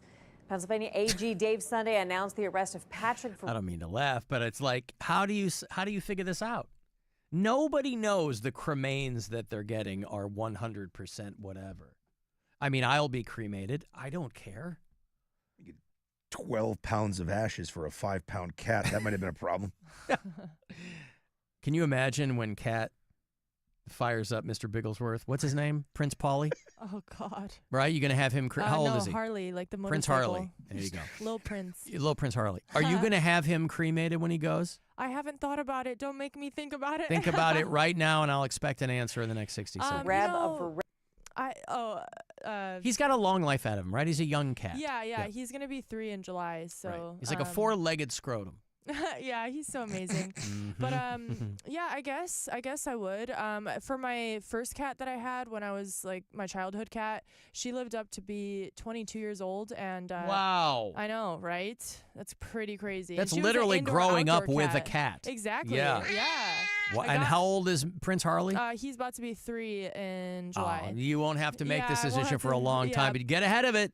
Exactly. But with her, I wasn't there when this happened. I was living in Oregon, but they gave us like 3 different things. A little thing of remains, a paw print, like a styrofoam paw print. Yep. And then like a little small piece of fur that I think they put like in something. Like But a you little understand my glass thing. point. None of those could be verified. Yes. Most of all, maybe. well, yeah, but you'd recognize that. But I mean, most of all the ashes. Yeah, you're right. I envision these funeral homes. They could have a giant barrel of ashes and just take a scoop. Here's your cat. Yeah. That's probably what he I did. mean, you're not wrong. Reb Funeral Home and Eternity Pet Memorial. He's accused of taking more than $650,000 from different customers. Sunday released this statement earlier today. So far, we've been able to identify over 6,500 victims in this case. Considering the number of Pennsylvanians who were impacted by the scheme, it would be impossible to provide timely updates to those victims as the case progresses. My office has established a website and email address for victims to receive those updates and ask questions about their cases, and to find out if their pet may have been affected. Was arraigned earlier today and later released on his own recognizance. According to his... Oh, sorry, I fell asleep there. Anywho, I don't know why anybody... I'm curious how they found out. 70-year-old Patrick Vereb is the owner of Vereb Funeral Home and Eternity Pet Removal. I don't know how you can be both of those things. How can you be a funeral home and a pet funeral home? Because you have a crematorium. No, I understand that. Yeah. But that's why I don't understand why he didn't just throw the cat in and fire it up. But that's weird. Like, crematoriums, like, do you want to mix the two? Like, is that normal? But they're always mixed, aren't they? I mean, people. I don't think so. By law, you're supposed to scrape out the. I'm talking about the daylight between what you're supposed to do, what any business is supposed to do, and what they do. I'm just saying, I didn't think that you would have a people funeral home and a pet funeral home doing the same thing in the same business in the building. I never really thought about it. Like, maybe where he it was, has a tinier crematorium, and he. For the pets. Yeah. Does he do llama cremations? Boy, I sure hope so. Or camel cremations? Camel cremations? Yeah, it would upset the rest of the camel family probably. Yeah, there's in mourning and come on, so sad. So sad. Mm-hmm. Nobody wants to. No one wants to see a clown cry. No one wants to hear a camel cry. No. Hey, here's $1,000. Last chance today to grab money from the Buzzard Bookie. Still plenty of chances to grab some cash. So I hope you win. Good luck. This is your chance to bet with the Buzzard Bookie and win $1,000 now. Enter this nationwide keyword at WMMS.com. Green. That's green. Enter it now at WMMS.com. Tomorrow morning with RMG, I think at the 9 o'clock hour, is the first chance you'll have tomorrow to grab some money. We don't do it on the weekends, so 5:30 here will be the next last chance for the week tomorrow. But then plenty of opportunities still to put some in your pocket. Alan, if Kat were blindfolded, she'd be able to tell the difference between Prince Harley and Dimitri's ball sack. I mean... It's not. Harley feels fuzzier, like a peach or an apricot. Okay. So not like completely shorn, just like a hairless cat, but a little fuzzy. Yeah, Okay. exactly. Whereas Dimitri, I have to imagine, if he's anything like me, like unpeeled eggs, right? Like Wow, just that's a strange completely shorn. Well, I like to keep everything tight. I just I don't need cracked a boiled egg the other day. Mine in honor of just coming out of Easter. Mine are like unpeeled hard-boiled eggs, Rob. It's not a follicle to be seen or felt. In Serbian, people call guys' balls jaje, which is eggs, literally eggs. Of course. Huevos. Yep. Huevos Exactly. rancheros. Yeah. So, I hope they don't give Kat a little piece of skin from her hairless cat. Oh, yeah. And Yeah, I don't know what they would do. Like, he has... Little patch of back Yeah. skin. Yeah. Favorite spot to rub. What was your 22-year-old cat's name? That's what I'm saying. Remember we had this conversation? Yes. So, like, I would always, like, answer that question to Tigger, because that's what I was, like, originally going to call the cat when I you said first your got parents her. called him something But else. then everybody was just calling her Meets or Mitsika. And Machka is cat, so it's just like a nickname for a cat. And so it never stuck. And so then I always have to have this conversation every time anybody asks. Yeah. So that's okay. You can't, you're like, I don't know. I know. I Just don't know. Cat. Just call her Cat. Yeah, for 22 years we called Cat. Yes. Meets. Yeah, I would just like with Alan's tattoo, asking too many questions. I'd be like, Tigger, done. Sure. I don't want to answer anything else. Tigger. That's right. Yo, Mike from Parma. Not the Mike from Parma, but a Mike from Parma. You guys were talking on Monday about a flamboyance of flamingos or a murder of crows. And I didn't hear you hit this one. A group of zebras is called a dazzle. The more you know. The more you know. The more you know. Bye. That's right. Hey, bye. Thank you, Mike. A dazzle? A dazzle of zebras. And you know, we saw zebras. I was whipping out flamboyance because when we were at the Disney Animal Kingdom, my father-in-law had rented this massive thing with 3 balconies or whatever because you're overlooking this Serengeti or whatever, right? And so there's zebras and there's alpaca and there's antelopes and lions and things like that. And there were groups of flamingos and there were zebras, but I didn't know it was called a dazzle of zebras. Isn't that one of Frank Zappa's kids' names? Dazzle of zebras, yes. Dazzle. Dweezil. Oh, yeah. Give him a little razzle dazzle. Mm-hmm. A school of dolphins, a gang of buffalo, a.k.a. the Bills Mafia. A group of apes is called a shrewdness of apes. Wow. See, weird. it's silly because pack of wolves. Okay, a bloat of hippopotamuses. We saw that too. Part of this Animal Kingdom thing when we went to the park because the lodge where we stayed, that was a different thing. But the next day we went to the Animal Kingdom park. And part of that is this big long safari ride, right? And you're going through water. And it is very interesting. There were hippopotamuses and there were elephants. And the woman who was driving and, of course, narrating as the tour guide in her headset, she kind of had you can tell when these people have been doing this all day, every day for years. Because there's no more zhuzh, and they're just going to, and over here you see the elephants. Elephants are not, I mean, you know, she was kind of like, she sounded like Rachel Maddow on Quaaludes or something. She kind of had that demeanor to her. But the thing that got everybody, at least the guys, piped up is when she was talking about the elephants. And she talked about how elephants are a female-led species. They are a matriarchal animal. And so she was like, so when the elephants are born, the mom takes care of everything. It's a matriarchal system. And she goes, and the males go off and live by themselves or in bachelor pods. And every guy on this bus laughed. Yep. We're all looking at each other like, living the dream. Yeah. In heaven. Every guy in there. I'm in heaven. Every guy in there is sitting next to his kid. And the lady goes, yeah, the guys go off and live by themselves. You're like, oh, man. Think about it. So great. Think about it. Well, a very, very heavy debatation tonight. We had a very Darrison. Let's go to Terrace for the bit. The head of the pit. Oh, come on. Silly. A dazzle of zebras. Okay. You sure that's not Frank Zappa's kid's name? You're thinking of Moon Unit. No, there's one Dazzle Zappa. This is also the same way with whales. Whales are matriarchal, and the males get kicked out of their mother's pods once they reach sexual maturity. There you go, and I'll tell you what. And then spend the majority of their lives alone. You don't want to see a whale reach sexual maturity. I'll tell you that much. Especially a sperm whale. Woof.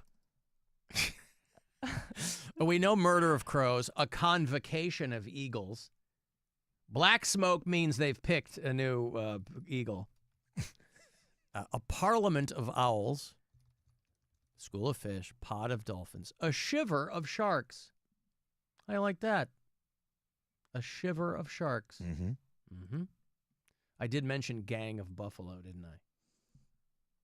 One day the guy on the buffalo was riding around through the forest. He didn't see that Indian guy crouching down and he popped off a shot. Bang! Fell off the buffalo. A gleam of ferrets. Why would you need more than one ferret?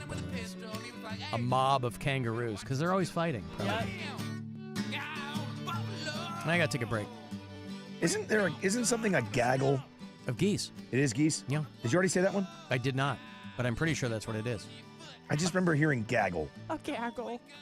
Yeah, geese. You're right. Yep. What's good for the gaggle is good for the, I don't know. For the goose. 35192 to text, and we'll be back. The Alan Cox Show on 100.7 WMMS. What are your best bets? I like the under. Pick the money line. Stay away from this one. Always